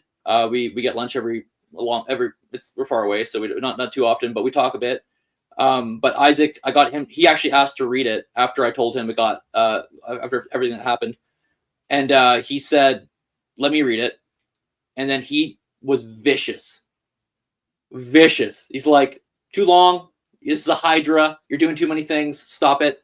Here's all the things you could delete and change." There was a lot in there. There's a lot. The original, the newer one's better. The newer one's much shorter. Yeah, I only took a look at it starting today. So Did you look at the old one or the new one? The new one. Okay. So, but I didn't get very far. Yeah. Again, it's still a big article. To it. So. In any case, I think it's much better and more concise. And now you're all wondering, what the heck is he talking about? Yeah. So tell us, Joel. Yeah. Tell us your big idea. Talk to us about the white whale. Yeah. So it relates to the glory of Yahweh that I was saying earlier, because I have a different methodology than Kip, I think, when it comes to Pentateuch. Yeah. I'm in a camp that's actually a minority, a significant minority, where I think we need to step back and ask questions about what does it mean for text to be coherent in the ancient world? What does it mean for whoever put the Pentateuch together for it to be coherent? Is it not coherent? What are standards of coherence that we have? I mentioned this last stream, but guys like Tuman and Teeter, standards of incoherence, their article, like what actually are these texts doing, and are we treating them appropriately? My advisor ripped my big paper first shreds, draft of shreds. Yeah, it doesn't stop. No. It never stops. Is that it? But then added, but you're right. Rewrite the damn paper. Yeah, it's brutal. Yeah, and so what was I saying? I lost my train of thought there. Sorry. Pay That's no okay. attention to the chat. Just continue going. Yeah, yeah. I will watch the chat. Yeah, so what when it comes to what is a coherent text, and can we say the text is coherent? I think we need to reevaluate. And so this entire article is premised on I don't think the main argument actually, now that I say that out loud, somebody we know, I won't say a name again, a common friend said the argument who read it said it doesn't need to be premised on what you premise it on. It could be, you could do it without that, and it could still work. That's good advice. It's actually very good advice. Yeah, I don't want to say their name again because I don't want know if they want that out there. Right. But I was so I was really happy with that comment. What is the idea? Here we go. Finally, it's been forever. 20 minutes later. That's right. But you had to get you had to get it off your chest. Yeah, You had to express because he's been bitching about this for a very long time now. And you might be saying, why are you saying an idea like this out loud, Joel? Shouldn't you wait? And the only problem is so many people have read it now because I gave my idea to that group that it's like they could just steal it. Yes. I hope they don't, but they really could. It's out there now. It's out there. Yeah, in any case, so what the idea is, I don't think the golden calf story is all that we think it is in Exodus 32. Specifically Exodus 32, not Deuteronomy, I believe it's 10, maybe 9, I can't remember. Is it 9 and 10? Where it talks about a retelling of the calf. Not that story. That's actually a different story. It tells things differently than Exodus 32. Exodus 32 is very odd in how it tells the story about the golden calf. There are narrative inconsistencies. There are things in the story that don't make sense. I'm going to name a couple. One, Moses is up on the mountain with God in 31 and in 32 for that matter. And God says, hey, they've made a calf. Moses says, okay, God. God says, I'm going to destroy them, like wipe them out. Yeah. And Moses says, don't do it. He pleads. And God says, I won't do it. I won't wipe them out. Then Moses goes down the mountain and he kills as many as he can. And you're Moses like, just does on his. Moses does that. He just It's like you wonder, didn't God not just say, don't kill them all? But he didn't kill everyone, but he killed a ton of people. So it's at least like, what's going on here? Second, Moses comes down the mountain in Exodus 32, and it seems like he doesn't know what's going on. It's like, oh, I hear the sound in the camp. It's like war, and it's like crazy upheaval. All these, like, the camp is completely out of control. That's how the story leads you in. They come down the mountain and they're hearing it's like war in the camp. It's total chaos. That's the actual term. It's like a war. It's like a war. So it's just the most completely disorganized, just debaucherous thing, and complete lack of constraint. That's the way the story leads you in. Yep. And you wonder, well, why is it doing that when Moses was just told they built a calf? Like, what's the point of this narrative? What's going on? Moses gets down, and the Levites. Yes, he does. Yeah. The Levites at least come to him. He says, "Whoever's for Yahweh to me," and the Levites come, and they're actually quite violent folk in the Pentateuch. They are. Yeah, we can get to that in a minute. They're on the ground. Moses burns the calf up, makes them drink it in the water. So he deals with the calf. Then he turns to Aaron and says, why did you make them commit this great sin? And Aaron goes, oh, the calf, like, blah, blah, blah, blah. Yeah. Moses actually never responds to that. Aaron thinks that Moses is talking about the calf. I don't think Moses is talking about the calf. Mm-hmm. What is the great sin? And this term great sin continues on in the narrative. I don't think it's the calf. Because immediately after that, what is this? The main text, the most important text in all of it, I'll tell you the verse. just so I don't forget it exactly. I believe it's verse 25, but just so I'm sure. Yep. Verse 25 and verse 26 of Exodus 32, specifically verse 25, says, Moses saw the people that they were unrestrained because Aaron had allowed them to be unrestrained for a laughingstock among their enemies. And then he does the violence thing, and they kill a whole bunch of people. Unrestraint is what Moses condemns them for. Not the calf. It's their unrestraint. They're out of control. I think Moses is responding to a Sabbath violation. Exodus 32 what? 25. 25, okay. My entire argument is that there are two sins in the golden calf story. One is the calf and idolatry. Two is Sabbath violation. The immediately preceding context of the golden calf story in chapter 31 is a law about violating the Sabbath, which leads to death. Immediately preceding chapter 32 in this story. Immediately following this story, in chapter 35, you have another law about violating the Sabbath, and being put to death. It's called the Sabbath frame in the literature on Exodus. So the story is framed by Sabbath and death penalty. I think that Moses is actually putting them to death for breaking the Sabbath because of their unrestraint. And you might say, well, it doesn't say that. It doesn't say Sabbath. No, it doesn't. But it tells you in every other way. There are many signs that Sabbath is going on. And then my main proof I'll actually give you in a second, besides the narrative, as I've just told you, with unrestraint and the great sin. There are problems as well as you continue in the narrative, because you get to a point where Moses says, I'm going to go up and see if I can make atonement for you. Later on in verse 30. I'm going to go make atonement for you. It's like, why would he need to make atonement when he already knows Yahweh's answer for the calf? He just talked to him on the mountain. But again, I think he's actually talking about a Sabbath sin in this story. And he's going to go up and he's going to actually talk about two things. In verse 31, he says, this people has sinned a great sin. That is, they've broken the Sabbath. And they made for themselves gods of gold. And they did idolatrous stuff. They did two things. And there are two sins being talked about. And so you say then, I know the first response will be, but why doesn't it just say Sabbath then? And so this gets into how these stories are told. How complex do these stories actually get? And I think they actually get quite complex. There is one law in all of Exodus, in the narrative that we have, in this text we have, where the Israelites have not agreed to this law. They've heard all the laws of the covenant code, 21 to 23 and 20 of the Ten Commandments. They've heard all of that. And they said, we agree to it in chapter 24. They have not heard the one law that was just said in the previous context when Moses was on the mountain, which is anyone who breaks Sabbath will be put to death. That law doesn't exist anywhere else. It's only with Moses on the mountain. So Moses comes down the mountain knowing they should die for Sabbath violation. They don't know that. They've not been told that in the narrative.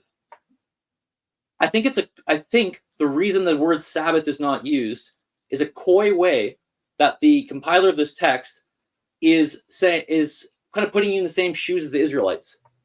Hey, I'm putting you to death right now, Moses does. And it doesn't say actually that Yahweh told him to do that. It doesn't say that in the story. He just says, thus says Yahweh. It's prophetic formula. Like Moses can completely be doing that by himself. Yahweh's on the mountain. He's not with Moses. He doesn't say Yahweh said to him. Moses puts them to death for Sabbath violation, even though they don't know they should die for Sabbath violation. And so the narrative doesn't use the word Sabbath as a coy way of being like, hey, you didn't tell them. Hey, you're acting on something they don't have knowledge of, Moses. You have knowledge. They don't have knowledge of it. Okay, so that's the basic idea. And I could get into way more. It's a whole article. But then you might say to me, you should say to me, how the heck is it a Sabbath on the golden calf story, right? Oh, yeah, that's the fun part of the article. So the first half of this article is literally walking from Exodus 16 all the way to Exodus 32 and examining every scene and chronological marker given to us. And if you follow the scenes and the chronological markers, you can actually trace from when the Sabbath is introduced in chapter 16 all the way to 32 and to 40, and I think even beyond, through narrative scenes and chronological markers. No one did this. There's no one who's done this Wow. in the literature. I don't get it. But now you have Simone convinced that this is super cool.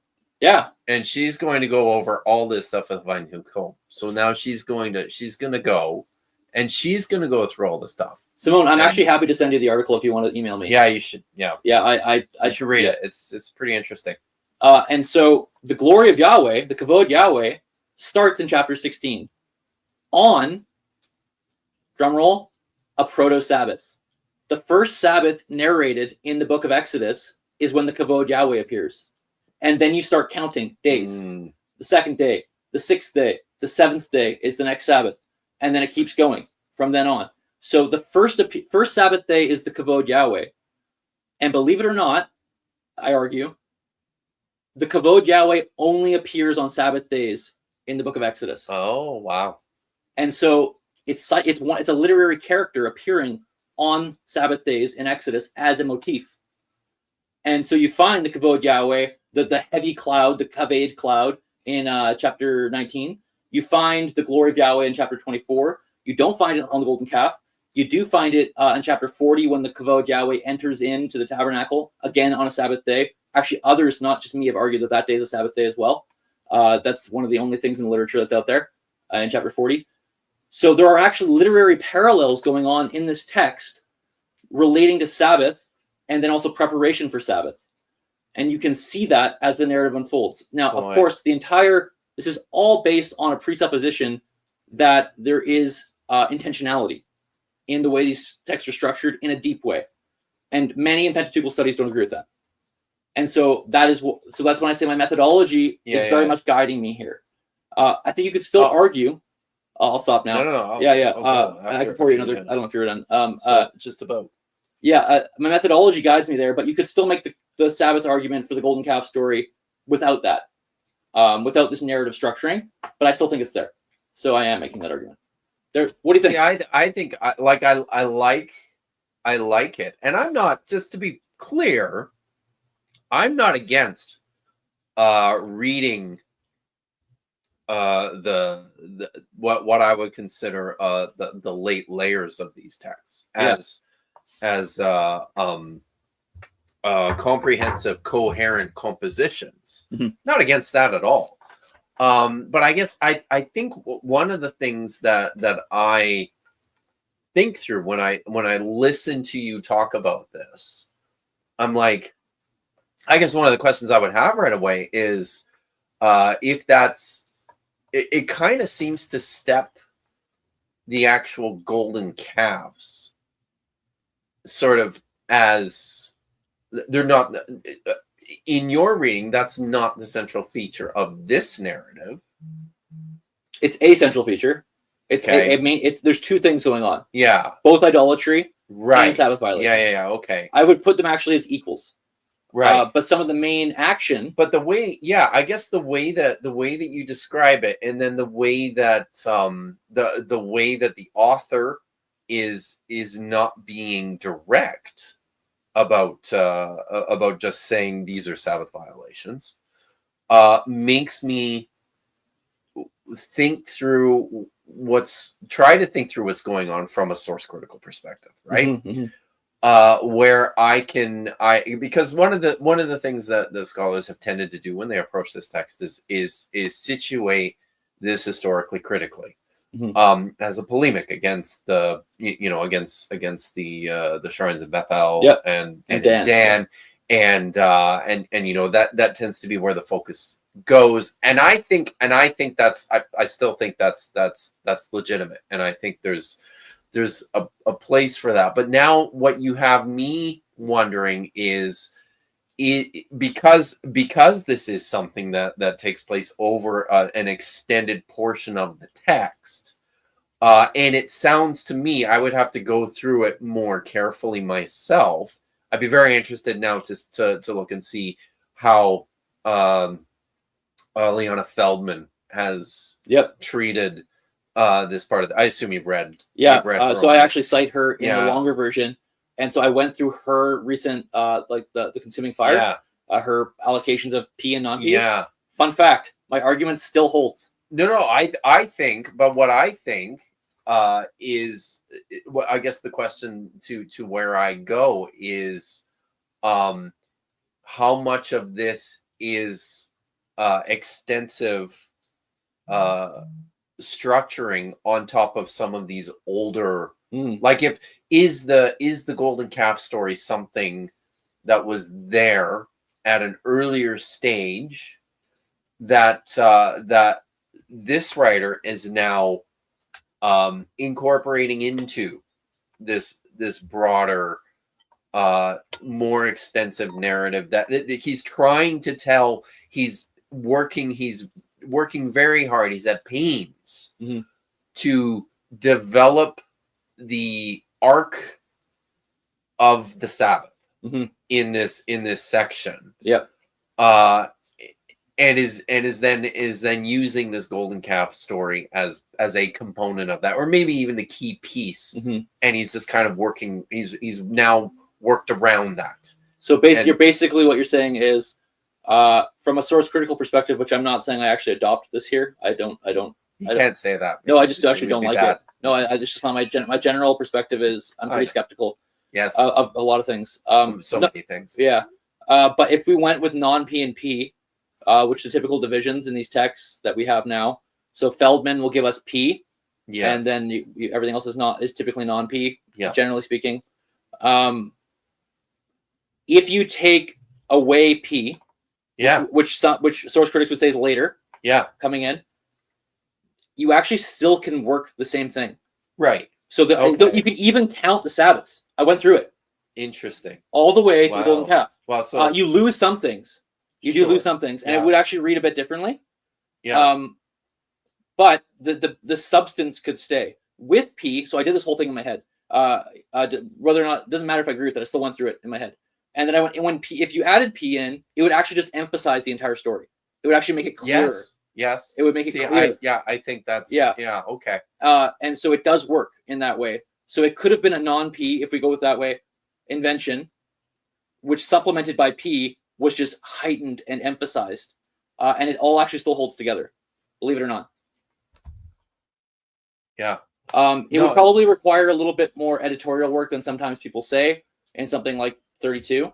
But yeah. Wow. Well, I mean, it's super interesting, and I have to read it. I have to read it again, a couple of times as I was looking at the tables today, in terms of your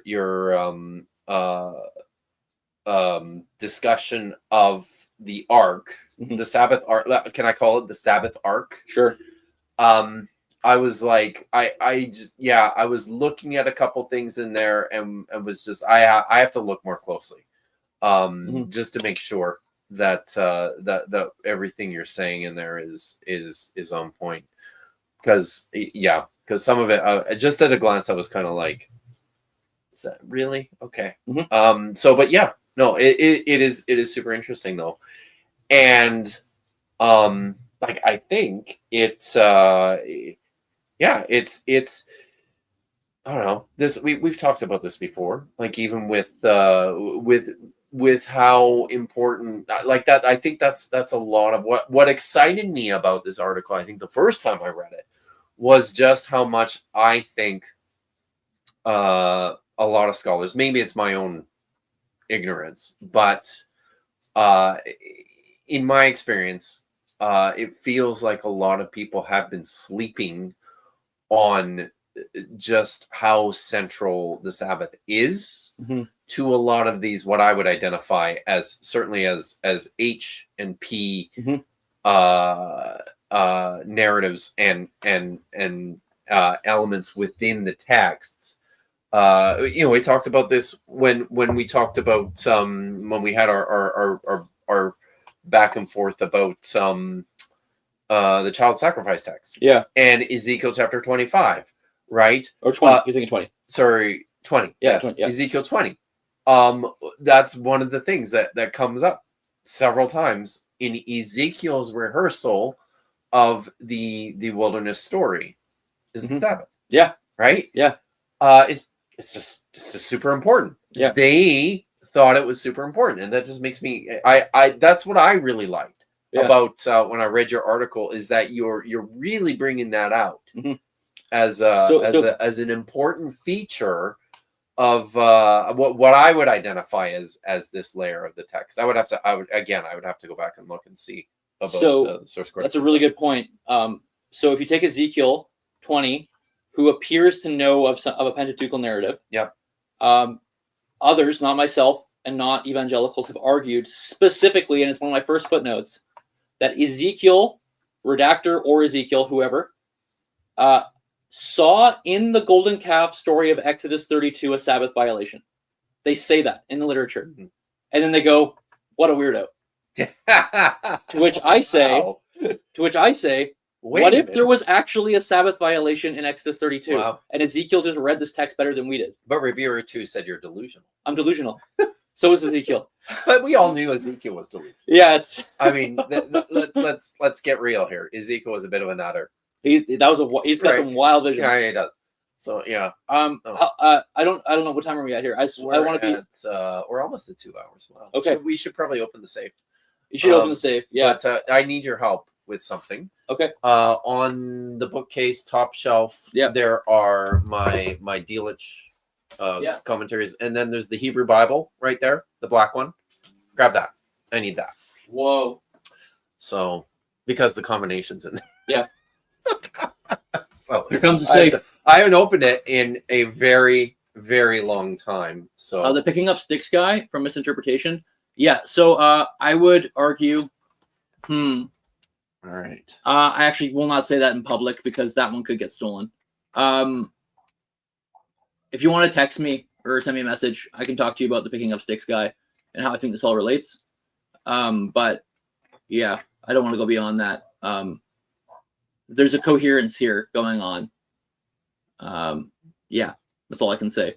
It is related, and it makes a lot more sense. So another thing I didn't say in the golden calf story, which you'll pick up on if you read it. Suddenly at the end of the story, you know this if you read it, Yahweh hits him with another plague, right? So in verse 33, or he says, whoever sinned, I'll blot him out. So God says, I'm going to deal with it. You just go lead them. Like, stop what you're doing, Moses. You go lead them. And then my angel's going to go with you. And when I punish them, it's up to me how I punish them for their sin. And I would argue the sin there is specifically the Sabbath. That idem per idem formula, it's a Hebrew syntax formula. It pushes it into the indeterminate future. That's what this does. It's like, it's up to him when he's going to do it. The very next verse, it says, then he afflicted the people for the calf. So how does that verse even fit with what comes after? Many people have said this doesn't fit at all. I argue it actually doesn't fit if you just think of the calf only. However, if the sin is the Sabbath sin, it makes perfect sense. Hey, I'm going to deal with when I want to deal with their Sabbath sin, I'll deal with their Sabbath sin. This is what it should have looked like. And then he just gives them a plague. He doesn't even say anyone dies. He just hits them and they move on. So again, there are two things going on here, and the inconsistencies in this narrative actually make way more sense if there's a subtext of both Sabbath and calf. That's the argument. So nice. Yeah. I just wanted to recognize Alpha Centauri, and I'm glad you're here. And yes, the book has pictures in it, and surprise, pictures that I drew. Oh wow! For the book, which is so it's got two maps. A map of the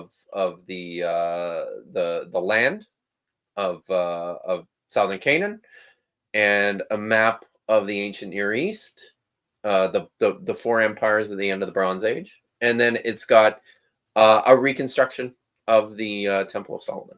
Oh, cool. There. Oh, sorry, 4 pictures, and then there's another one. It's actually it's a drawing from one of Deaver's books that I basically just hand redid. But yeah. So yes, it's got 4 pictures. How did you draw the cherubim? I didn't. Okay. I cheated. It's a pretty simple. The point was just to give a basic layout. And I just drew, the portico and the Haykal and the DeVere. I didn't put any furniture inside of it because I wanted it to be more of a, and because those are harder to draw. Yes, totally. Right. Totally. So I was, my original plan was to draw the cheddar beam, and my original plan was also to do the classic Neo-Assyrian cherubim as the wing, Well, I mean, that's what line, you should do in the basically. temple. So, I have a bigger question of what are the cherubim in the are tabernacle? they more like serpentine? Yeah. I think there's There's that's more for that at probably- least. Yeah. I think that's probably on point. So okay, so I've any guesses just before I actually crack it open? What's inside the safe? Throw those in. I'll introduce this one. Yeah, I okay. skipped ahead one just because we're kind of far on time now. We are. It's, Yeah. Oh boy, we're going into the uncharted territory. Yeah. now, aren't we? This is the most ugly Scotch in the world. So it's going to be a small pour. Yeah, this is a Lefroy 10 cask strength. So it's most people who drink this spit it out because it's so strongly smoky and tastes like iodine and burning hospital and Band-Aids. But for some people who like Scotch, they actually enjoy it. One of my favorite actual bottles just because it's so unique. But Kip likes peat and smoke. I do like peat. and smoke. Let's see if you can actually handle this. I probably Lefroy's can. ads, when you watch them, they just have someone who's never had it before have a sip, and then they just record their face. So we'll see. Sorry, I'm being persecuted in the chat. Oh, here. what's that? So well, sorry. But I did notice somebody suggested Hypatia wondered if there's barbecue children from the Moloch sacrifice in the safe. That's wow. That is poured a also, little bit, 'cause I don't know how you look at it. quite dark. It's in the black glass. So, did you have to draw Italy relative to Greece? So, I because I did it sober, I did it correctly. So it's not the same map that I drew for Bad Science Sunday a couple weeks ago. It's actually like legitimately a proper map. So, all right. North. Is there an artifact in the safe? Must be something important. And I guess depending on who you are, could be an artifact or artifacts. Joel, do you have any guesses? I already told you What's teeth it? of the Teeth, scholars that's right, you've teeth of- devoured. Okay. Yeah. So I opened it, and Here we go. And I'm about to reveal. Whoa. Oh, That was these unexpected. That was unexpected. Do you know what Wow. these are? Can I show you what these are? Yeah. So these. It's pictures of himself in the swimsuit. They're not. So these are the good ones here. Huh. So this is. I can I'll just put those on the floor. These are my. This is my collection of Uncle Scrooge comics. Uncle Scrooge comics. Yes. So pay no attention to the labels. But this is 4-color number 456. Also known as Uncle Scrooge number 2, that was published, I believe, in 1949. Back to the Klondike. And the one Joel is holding is Uncle Scrooge number 1. It's in rough shape though. Despite that, it's been appraised at $130. Oh, it's probably worth like a boatload more than that now. So, but this one's actually in relatively good shape. This is Uncle Scrooge number 3. Which one is this? Oh, this is the horseradish story. I remember. So that one there is Uncle Scrooge number 1. Only a poor old man.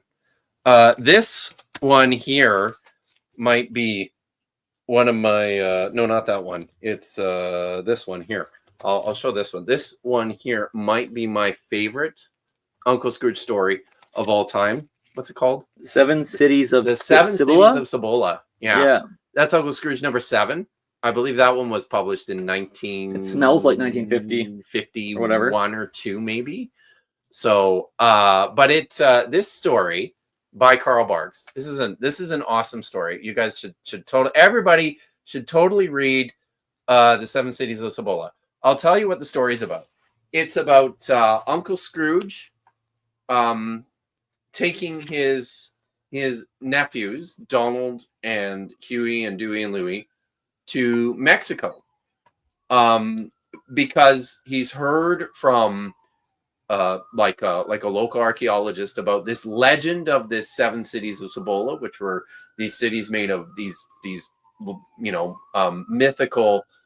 I believe they were more Aztec cities made of gold.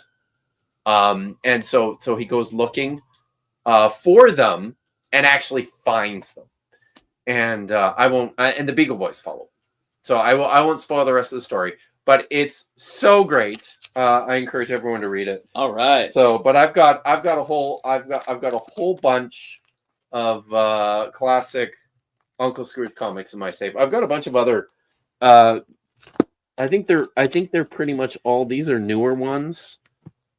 Yeah, these are all like newer Uncle Scrooge comics, which are still cool, but not as cool. I've got. Did you ever see? You were a kid once. Maybe this was even before your time. Oh, I just vaguely remember. Yeah.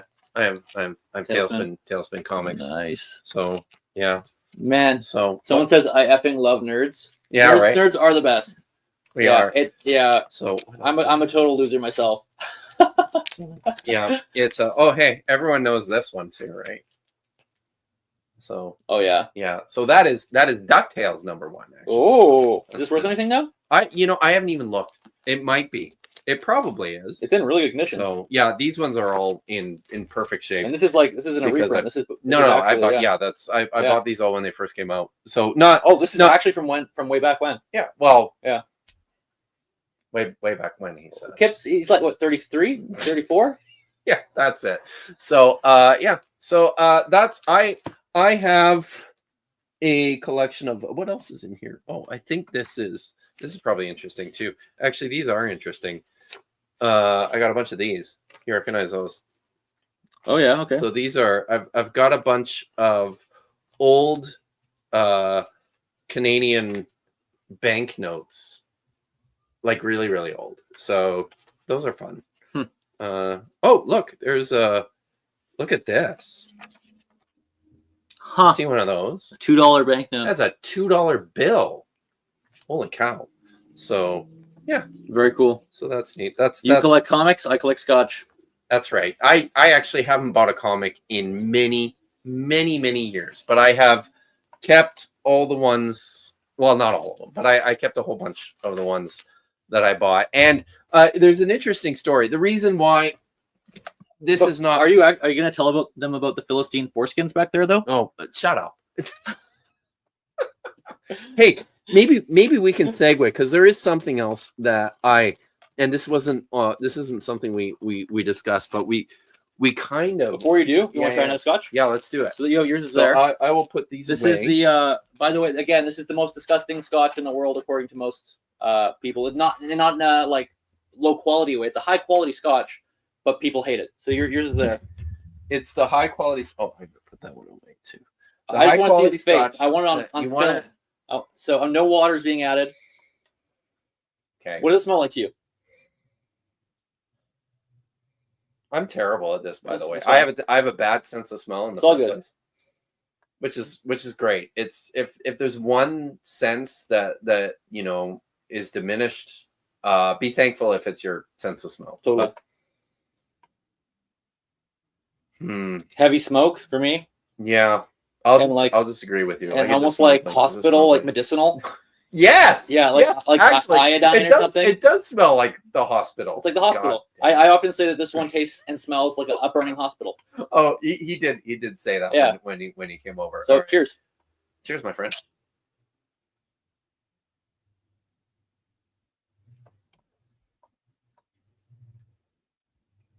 So this is beloved. That's the face right there I was looking for.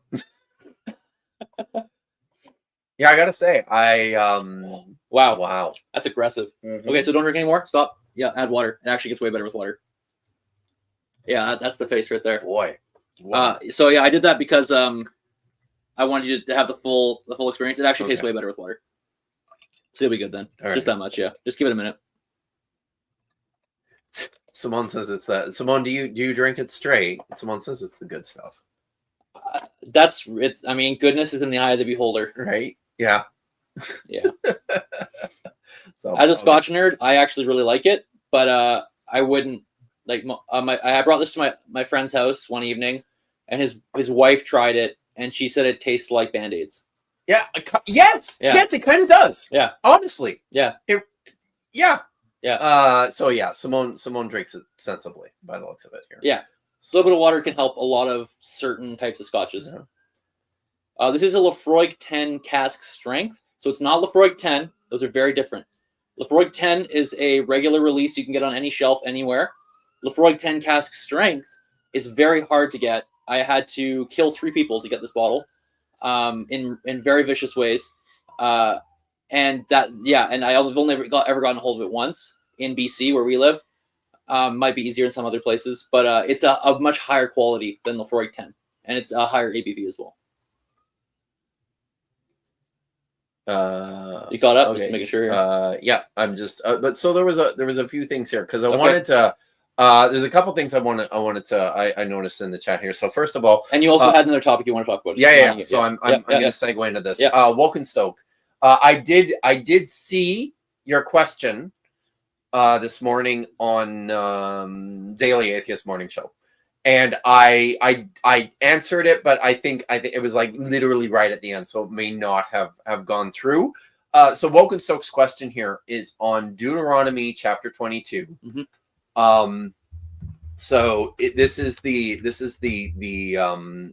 garment. Yep. For proof of virginity. He wanted me to look at that. Yeah. He says here, I was bugging you about the bloody sheet law this morning on the Daily Atheist Morning Show. Does tokens of her virginity support the idea that multiple evidences can be brought to defend the woman? And I looked at the text and I would say no. All the text says in Deuteronomy 22, do you have it? I'm still looking here. Okay, it's Deuteronomy 22. Yeah. Because it's probably right after the mixed tassel or the tassels and the woven materials. Yeah. Yes. Verse 13. Yeah. 22:13. Oh wait. No, that is the divorce one. Sorry, I'm getting them confused here. Sorry, I have to. Oh right, I wasn't on this computer earlier today. Oh shoot, shut up. Let's do that. Okay. Right, man. Where's the moment? Oh yeah, this is it. So this is JPS. A man marries a woman and cohabits with her. Then he takes an aversion, and this is 22:13. He takes an aversion to her and makes up charges against her and defames her, saying, I married this woman, but when I approached her, I found she was not a virgin. In such a case, the girl's father and mother shall produce the evidence of the girl's virginity before the elders of the town at the gate. And the girl's father shall say to the elders, I gave this man to my daughter to wife, and he has taken an aversion to her. So he has made up charges, saying, I did not find your daughter a virgin, but here is the evidence of my daughter's virginity, and they shall spread out the cloth before the elders of the town. The elders of the town shall then take the man and flog him, and they shall fine him and So the question here is, can this text be used to support that there are multiple pieces of evidence that are used to support the girl's virginity? I say no, not just based on looking at what the Hebrew text says. I'm looking here at like verse where is it? Verse 15 here. Mm-hmm. Where is it? Take the father of the girl and the mother, and they will bring out et bituli hanar, the basically it's literally the virginity of the girl, to the elders of the city at the gate, to the gate. So basically all it says, you bring out the virginity, the object, or it could be objects. It is plural. Objects of virginity, I guess, of the girl. However, it's always which verse? That's verse 15. Yeah, the Betulim. Is that what you're saying? So, but it kind of looks. It's possibly. It might be an abstract plural. Though, right? I think it's actually so I don't know this law super well. I do a lot of work in law, but this one is not one I've done a ton of work on. It looks like it might just be an abstract plural. I think so. Yeah. So, and the other thing I pointed out when I responded to you earlier is that when the elders of the town, it says in verse, is it the next verse? He's taken aversion to her. I may have charged a second. Oh, right. In verse 17, right at the end of verse 17, they shall, it says these are it's plural though, again, but that's possibly just because bitulim is an abstract plural. So demonstratives have to agree in number and gender with their antecedents. Mm-hmm. So these are the virginity Of my daughter, yeah. of my daughter. But then it says they spread out super small. Simlach, like a cloth. Hasimlach. Yeah. It's the cloth. It's just that's singular, Yeah. right? So Yeah. I don't think that you can use this text to support the idea that this suggests that there are multiple proofs that are provided for the girl's virginity. I'm not even sure like what that means. Clearly it has to do with the sheep. So it's that's the primary object there. Yeah, my only question would be, what is the purpose of the cloth? Is it, because it doesn't say, does it? No, it doesn't. Because people assume what it means. The cloth, yeah. But what actually is it? Like, it's a very good question. Is the cloth like, hey, here's a big spread of all the evidences? I don't know. That would be, yeah. I don't know. I mean, I guess. That's a total just out of my head. Yeah. My first thought is that the Betulim it's an abstract plural. Yeah. And it's just an evidence of virginity. Yeah. So a concept being made abstract through the plural, which happens in Hebrew. That's my first thought. Yeah. I would agree.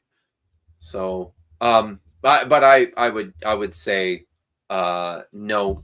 I would say plausibly, but I don't think it's definitely not certainly, or even probably. But I think it's within the realm of possibility. But that's as far as I would go. But it is only in this text that evidence of virginity is the Betulim. State of virginity does happen in Leviticus. Okay. And Judges and Ezekiel and Sirach. Anyways, yeah. So I'm sorry, Aunt Jar, that you had to wait so long. I promised to open the safe upon receiving 10 teal super chats. Now was refusing to. I didn't refuse. Everybody should please go buy my book. Stop it, Aunt Jar. That's bad advice. So I wanted to. One of the things that the longest chapter in the book is the chapter that I wrote on institutions of the king and the prophet. Yeah. I think it's actually just called Kings and Prophets. And I spend a huge amount of time in that chapter talking about the succession narrative. It's my take on the succession narrative, which appears in 2 Samuel, starting in chapter 9 and goes all the way through to 1 Kings chapter 2, is where scholars generally tend to situate the succession narrative. There have been a lot of great things written about it. I particularly like Joel Bain's book on. I actually haven't read that one. On David. It's a good book. Yeah. I'm generally not a big fan of the way he does source criticism, but some of his other takes I like more. Yeah. So I mean, it's not a source criticism book, so I probably would like it. Yeah. So I read not the entire thing, but I read a good chunk of the chapter for a podcast. I think it was Truth and Tradition. It's a smaller one run by Jackson Atwell. He's a cool guy. But Chuck was just saying here that after I heard the David succession narrative was in the book, I was sold. I was mowing when I heard Kip lay it out in someone's podcast. I had to stop mowing and just listen. Riveted. And I appreciate that, but I brought that up. Yes, it was on Truth and Tradition. And I have a member chat here I have to get to from Lil. Does a guess of the Golden Duck count for a win for the safe and treats for everyone? So I mean, Golden Duck kind of counts. It was a duck. Yes, Yeah. it was. I think that's pretty good. You were close. You were way closer than anybody. Yeah, Way closer. that was pretty good. It's very true. Very good. So, but I wanted to bring this up because of something that happened to me over the weekend. I was watching. I wasn't participating. Was I? No, I was watching Bad Science Sunday, as one does. Watch Bad Science Sunday on Sunday nights, everyone.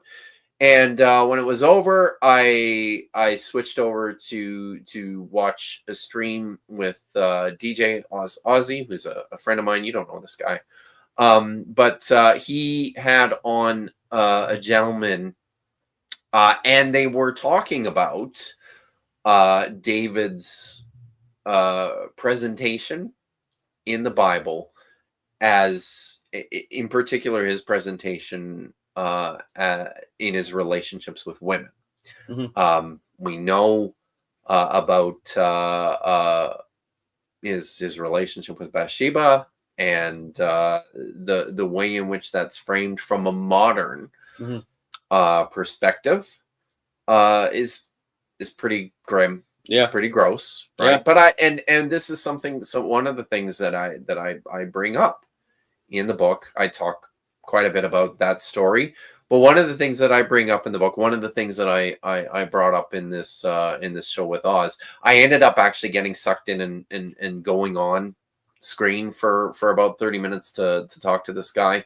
But one of the things that I brought in was the story of David and Abigail, which I was think, about to mention it. were I you was going to? waiting to say it. I think a lot of people sleep on this. Oh, I actually use it in my undergrad as an example of how bad David is. Interesting. So because I want to, like, can I just read? Yeah. Start with that, and I won't read the whole story, but I want to read. So basically, the way this goes, Nabal is a wealthy, I think, powerful. It's not his real name, Nabal. That's what It means fool. means Yeah. fool, stupid person. Yeah. That's what the writer is calling him. Yeah. And it's very interesting, actually. There's a recall of this in the story of Amnon and Tamar. Oh, interesting. In 1 Samuel, Okay. chapter 14, I think. 16? After maybe it's 16. It might be 16. Yeah, it might I be don't remember. 16. I don't remember. I also I'm horrible at pagination like that. Yeah. So we're look at us. We're a great pair here. So in that story, when after Amnon has sexually assaulted his half sister and tells her to get out of his house, she says to him, "Don't send me away. Don't be like one of the Nabalim." Right? Don't be a stupid guy. Don't be like one of the stupid people. Yeah. Be smart about this, right? So there's, I mean, it's an important feature of, this larger narrative arc, this story arc that the Deuteronomist is developing. But anyways, Nabal, because we don't know what else to call this guy, is a powerful, wealthy man. I think he's a rival of David's. I think, in whether you think that or not, he's certainly somebody of influence. David basically comes to him and says, "Hey, be a good guy. Me and my men are out here. Help us out. Give us some food from your flocks, and we'll be on our way." I kind of read that as a bit of a shakedown. I know other scholars read this as a bit of a shakedown. David's like, "Hey, look at me and my army here. You'll be just fine if you help us out." Nabal refuses. David gets furious and decides to kill him. Nabal's wife, Abigail, wise Abigail, is in a panic about this, intervenes and placates David so that he doesn't kill her husband. And she comes back to him and tells him, you idiot, you have no idea what I just did to save your life. And he falls over and dies. And then right after that, what happens is David then approaches Abigail. And now I have to, I think, is it 1 Samuel chapter 4? I think. No, 2 Samuel. Sorry, 2 Samuel. 2 Samuel, yeah. 4. You're, I think we made the mistake earlier. yeah. So,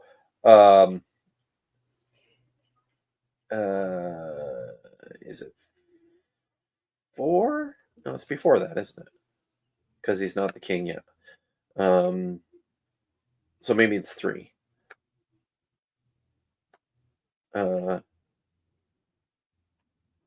Actually, maybe it's 1 Samuel chapter. Look how good we are at this, 20. everybody. Shoot, this is bad. What's You know, all the good? easy way to do this is for me just to do a search for her name. There we go. Let's do that. Oh, yeah, 1 Samuel 25. Sorry. Was chat already on it before me? They Probably are, because they're super smart. 1 Samuel 25. So she right after this happens, right after she's rescued her family and her house, and Nabal dies. It says this. I have to go down quite a ways.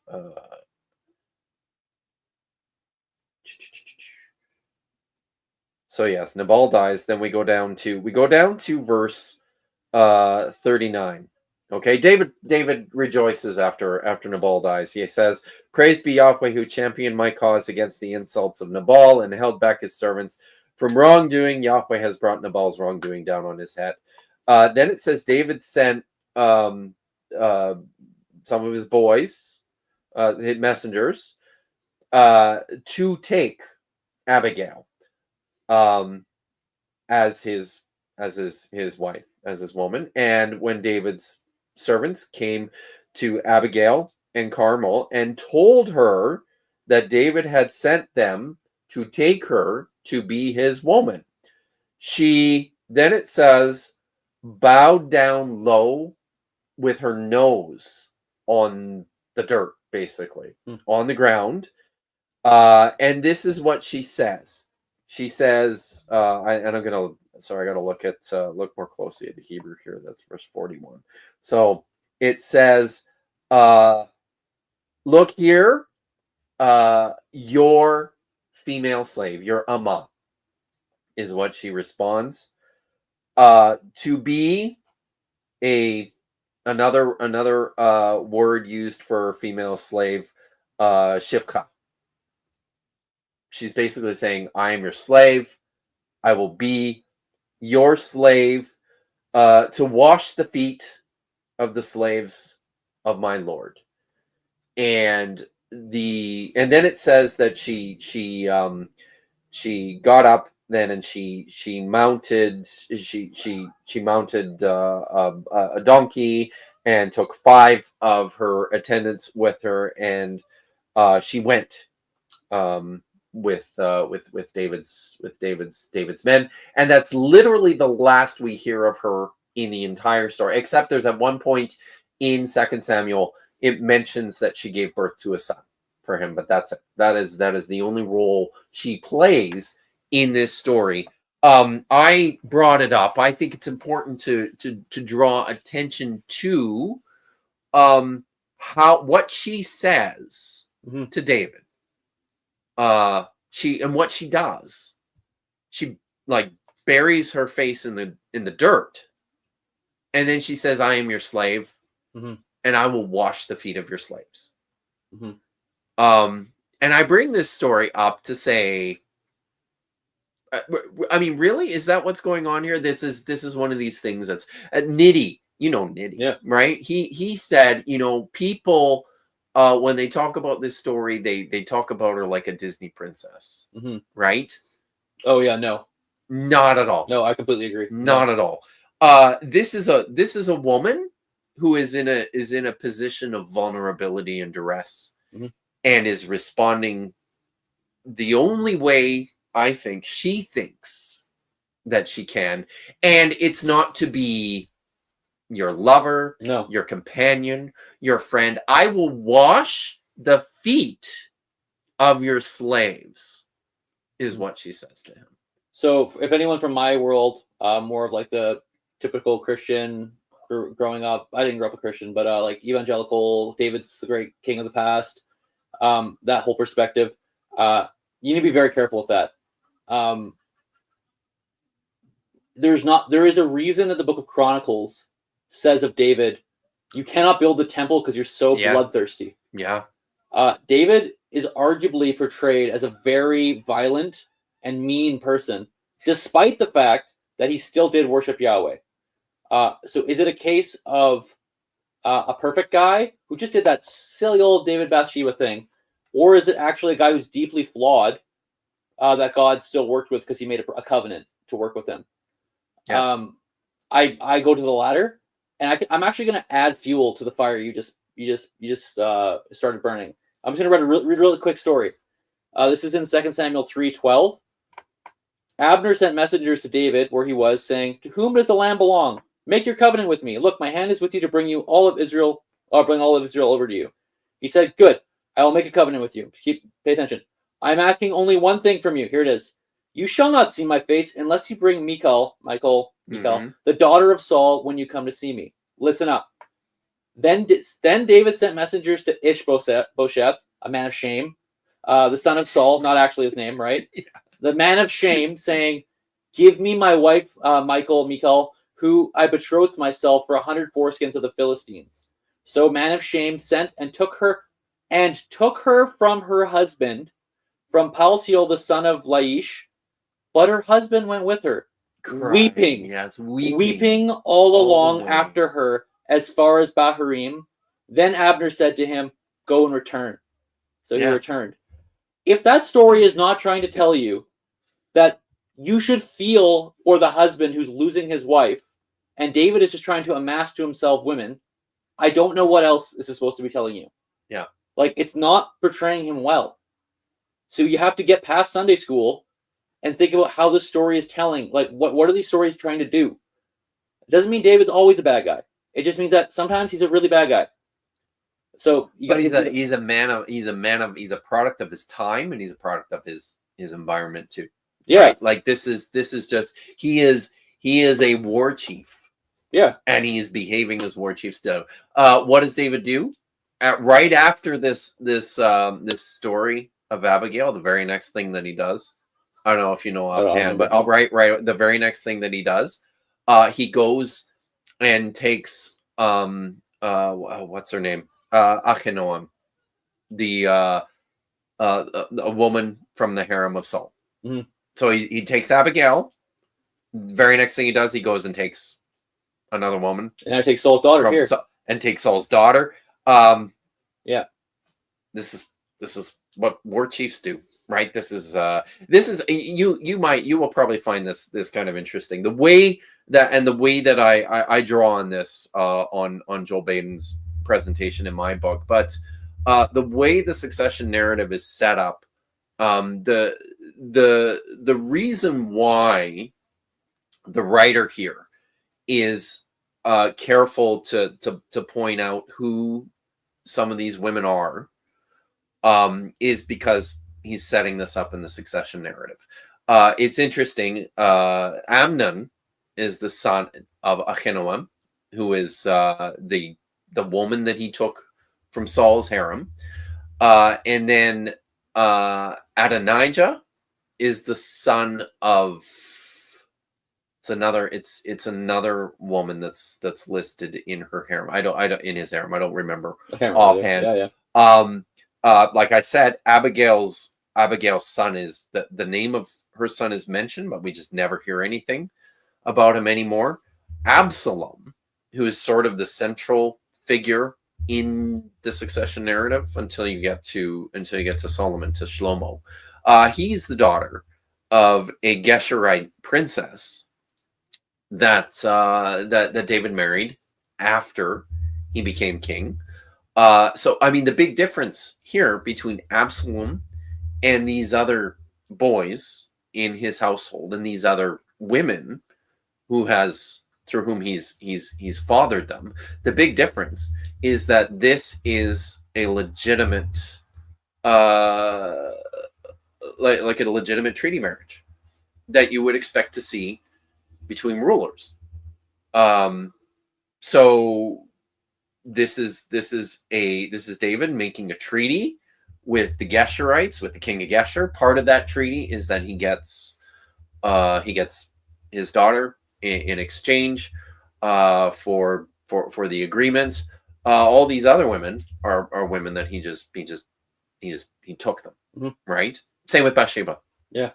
She is a Everyone. woman Yeah. that he took. Absalom is the son of the Geshurite. This the product of this one royal union between two ruling households.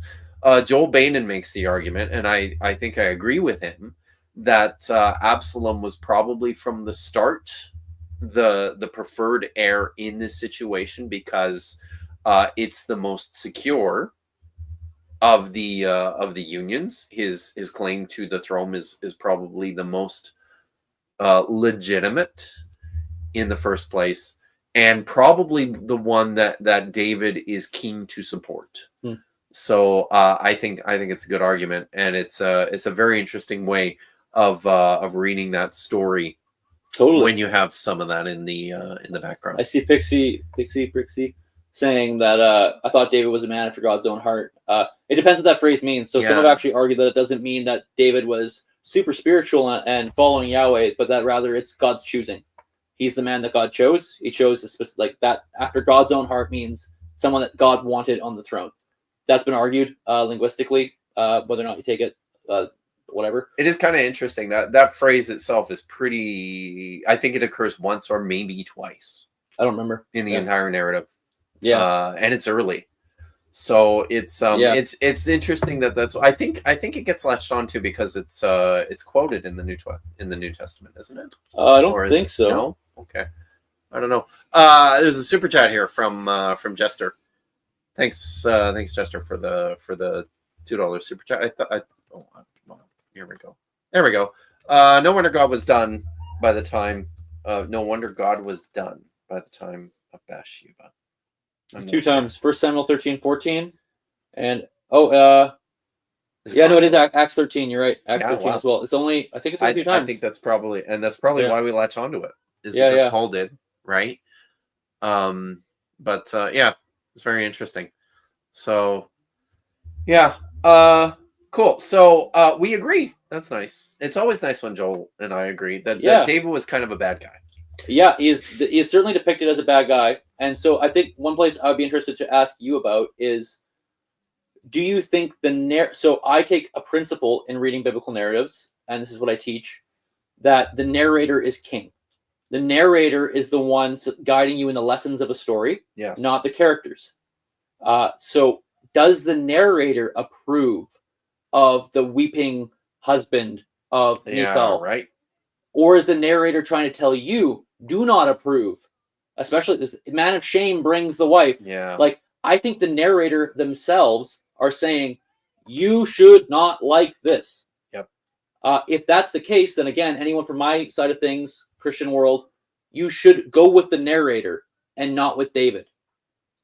You got to be very careful how you read these texts, because you're going to come up with really crazy morals and ways of thinking about these texts. If you can't be more precise than David was after God's heart, therefore, I'm not critiquing you, Prixie, by the way. This is this trope in evangelicalism. David was after God's heart, therefore everything but Bathsheba is good. That you can't do it. The narrative falls apart. It just does. Anyway, so we agree. I do think that the narrator does not have the same concerns that we do in approaching these texts from a moral, ethical perspective, in particular with regards to these sensitive questions of consent and the role and place of women. In the stories. No, that's not what's going on. But I tend to agree with you. And I think in this particular story, I would say, and I keep waffling on this, the way that I present this in the book, and people are I mean, I've talked plenty about this, but the way that I present this in the book is that this is predominantly propaganda for the house of the succession narrative. Is propaganda for the house of Solomon, and Solomon's legitimacy. He's got, the narrator has source material, I think, that is problematic, that he's trying to steer in that direction. So I would agree that, yeah, he probably is critical of David. Not sure if it's his own critique of things that David are doing, or if this is some of the stuff that he's inherited from his sources that he also is just passing along as part of getting to the point of legitimating Solomon. So what I also read this story, I don't know if you've heard me talk about this, but I also read this story through the lens of Genesis chapter 37, which is the story of the other Tamar. Yeah. Because I think it's, and I mean, there's an obvious relationship between the succession narrative and the story of Tamar. There's several points of contact, but the obvious ones are in the names of the characters that appear in the two stories. They're all basically the same. There's some slight alterations. Interestingly enough, the same sorts of alterations to the names. I tend to look at, I like to look at this as if Genesis 38 has some sort of royal tradition tied to the house of David that is very similar to what the Deuteronomist or whoever it is writing the succession narrative in particular is drawing from, but is much more fiercely critical of David.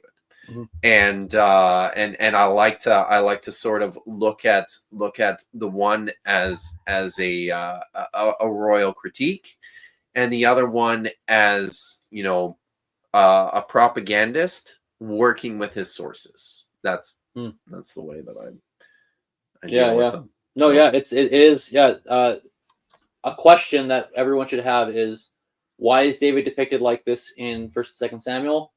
And why are 1st and 2nd Kings? I think I saw someone up there say that the Deuteronomic history really props up David. And like, for example, there's a verse looking at 1 Kings 14:8 or 14:8. Yeah.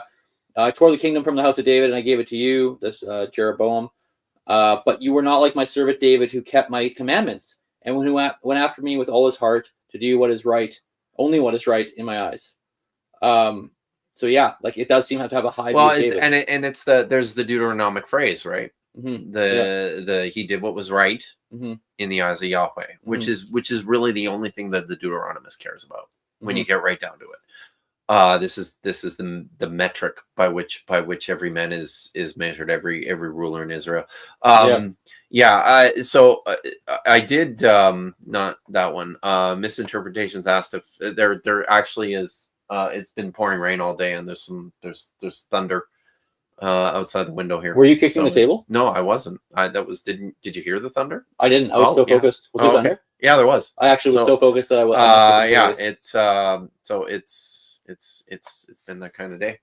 Yeah. But so it's after 8. Yeah. We've been going for almost 3 hours. Yeah. So maybe it's time to shut her Yeah, down. yeah. But thanks everyone for coming out. And after we get off here, we're gonna send you over to watch Toast to Toast with Paula G and Dave. But this was fun. It was fun. So these are always fun. It's always fun. If everybody's aware, cheers again. Yeah. Cheers. This is much better with a little bit of water. That's for sure. Yeah. So again, congrats to Kip on his book. Thank you. We didn't say this at the outset, but in the first stream like this we did, Kip and I would normally just sit down and talk shop and drink scotch, and we thought it'd be interesting to bring that live to people, and it could be beneficial because we're very different perspectives, but we can sit here and actually make fun of each other and disagree and whatever, and that can happen. We can have complex and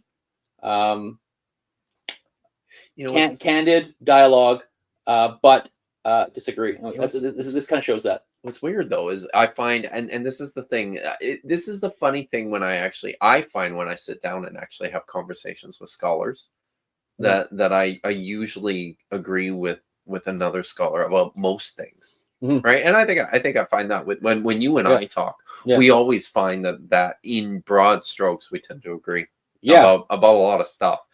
Like I was thinking about this with and this is something you and I should talk more seriously about sometime, because I'll mention this to you because one of the things that I'm keenly interested in doing more of in the near future are some streams or edited videos about the dating of the Torah, and the Pentateuch, right? And one of the reasons for this is because like I see here in the YouTube space, it looks to me like there's two camps. So you've got the guys like Michael Jones and the Egyptologist and guys like John Bergsma on this one side who want to push all this literature back to the end of the Bronze Age, right? And then on the other side, you've got the guys over at Myth Vision and the Gnostic Informant who are bringing on like Gad Barnea and Niels Peter Lemke and pushing things into the Hellenistic period, and now pushing everything into the Hellenistic period, right? And I'm sitting here going, oh, like it's such a nuanced question. And I watched I think it was last week. Gad was on. I saw he was on Myth Vision and Gnostic Informant again today, but I didn't watch it. But Gad was on History Valley last week, and it was like a 3-hour pre-recorded interview, and I watched the whole thing. And through the entire thing, I found myself going, I agree with Gad. I think just about the entire time, all the way through. There's a few points, and I came away from this thinking, really the only difference, I think the primary difference between Gad and me is that I probably have more confidence in how much material I can set at an earlier period of time. When I'm talking about an earlier period of time, I'm talking pre-exilic. Yeah. So, and, I because he's not saying that there's nothing there that's pre-exilic. That's not what he's saying, right? Mm-hmm. He's just saying it's too hard to pinpoint. I'm like, he's also breaking apart the linguistic arguments. Yeah, he is doing that too. I'm forgetting their names right now. Retzko and what's the other guy? What's the two guys? Is it Young? No, it's maybe it is. No, but I know the guy. I know the guy in Sydney, right? The guy that you're talking about. Yeah. So they would argue that you can't use linguistic means to determine dating of text. Yeah. Whereas people like my former supervisor Jan Joosten at Oxford, Ron Hendel wrote a book on how old is the Hebrew Bible based on the language we find in it and the linguistic data. Yep. I tend to lean that way, and a lot of people, I also tend to lean that way. But Gad and others would say, "Oh no," and these guys would say, Young, you're right, Young and Rosetsko or whatever it is. They would say, "No, you can have things written in earlier language later on in perfect earlier language later on, so that's not a criteria you can use. So things that look like classical earlier Hebrew, they might actually be written later because we see that in other languages." And so if that's the case, then we have to throw out these kind of categories and these neat distinctions. I sure, let's keep talking about it. I probably lean differently than Kip. Like, I think there's evidence. I'm not like, this isn't my area, but there's evidence for I think even maybe pre-exilic priestly stuff going on. So I don't even know if I buy the typical post-exilic priest or an often stated post-exilic priestly stuff. There's even H. And now again, people don't know. I could have a conversation about H being pre-exilic. Yeah, I mean who's the guy who wrote the dissertation? Henry Sun wrote a dissertation on I why. think even Friedman was arguing this years ago. Probably. H I is don't remember. pre-exilic, That even like what is often considered late H. Again, I'm not giving yes or no to these categories. I'm just talking about the literature. That H could be pre-exilic, and that you can't actually, on the basis of language, determine a difference between P and H, which would be some of the priestly materials in earlier in Leviticus, like chapter what is it, chapter 17 or is it 16? And then like the Holiness Code, 18 to what is it, 22? that sounds close to me. I always forget So, the exact allocations, but that you can't actually make that determination based on language. So I don't know. I waffle on this. You guys already heard my take on the calf. Knowles, PhD. That's probably in Hebrew. Am I Yeah. right about that? I haven't read it. It takes me a long time to read. Oh, Simone is an early P guy for the record. That's cool. Oh, I nice. think we get along that way. So, I think it makes sense to be earlier. Yeah. oh shoot, there we go. Simone is also, by the way, from New Zealand, so she's from the same neck of the woods as Young. Oh, Close. okay. So They need to make a positive case for the dialectical and selective stuff. And they don't. Yeah. There are distinctions between late biblical, like what we see in like Chronicles, when Chronicles goes off the record from Samuel, Kings. It's like, the Hebrew's different. Like there are changes. So one of the things that I haven't read Rosechko and Young myself. I've read reviews of their material. I actually have to go back and read it. But one of the things that came forward in the reviews that I was reading was that they don't effectively deal with things like the orthographic arguments. So, which I think is a really important glaring omission, because this is, and in particular in terms of the Hebrew of the like the early to mid Iron Age. Christopher Rolston has tracked this stuff pretty closely and meticulously, and I think has made a powerful argument about how texts tend to be pretty. They tend to conform pretty consistently to orthographic conventions that are hard to counter or override. So That's a good point. That's a very good point. Yep.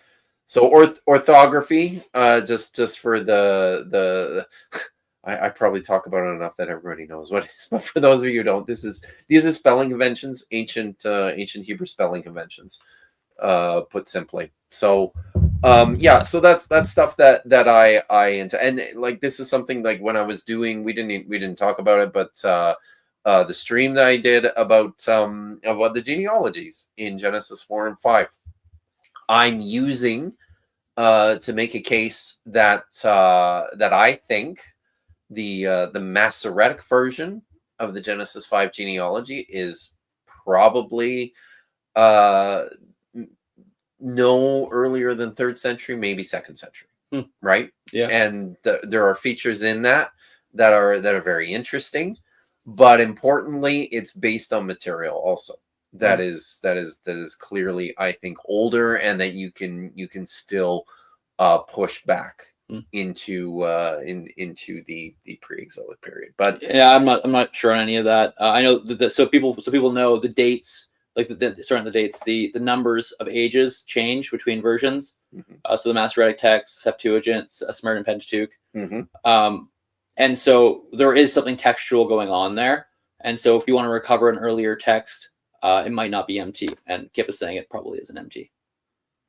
The Masoretic text, that is. Yes. Yeah. So I think the MT is easily the latest of them. But Simone said Horncole's work is also very strong in terms of the data. That's actually Horncole was the name I couldn't remember. I read his work recently. The dissertation. No, it's a book. Came out okay. a couple of years ago, I think, if I remember correctly. Oh, okay. I'm terrible with dates.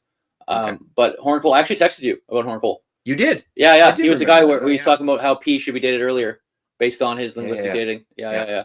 So, but I know that's the other thing too, and I'm very interested to have some of these conversations with you because of the work that you've done with what the Greek writers are doing with the Covenant Code. Yeah. Right? Which I think have important implications for not just how to properly culturally situate the Septuagint. Mhm. But I think they have important implications for the Hebrew text as well that they're drawing from. And I mean, not to shoot bullets at the Myth Vision and all those guys who were doing that, the Greek Hellenistic stuff, but my work would kind of push against at least the Covenant Code being a Greek adaptation, because I think my work, so this is my own novel work, in case anyone wants to know, from my monograph a couple of years ago. I argue that the Greek Covenant by Burrell, that the Greek Covenant Code adapts the Hebrew laws towards Greek legal norms. And if that's the case, then the Hebrew text was a problem to this 3rd century Jewish person in probably in Egypt and probably in Alexandria. If that's the case, then why did they 50 years ago write the Covenant Code under Hellenistic influence in a way that was not coinciding with Greek legal values? It doesn't make sense.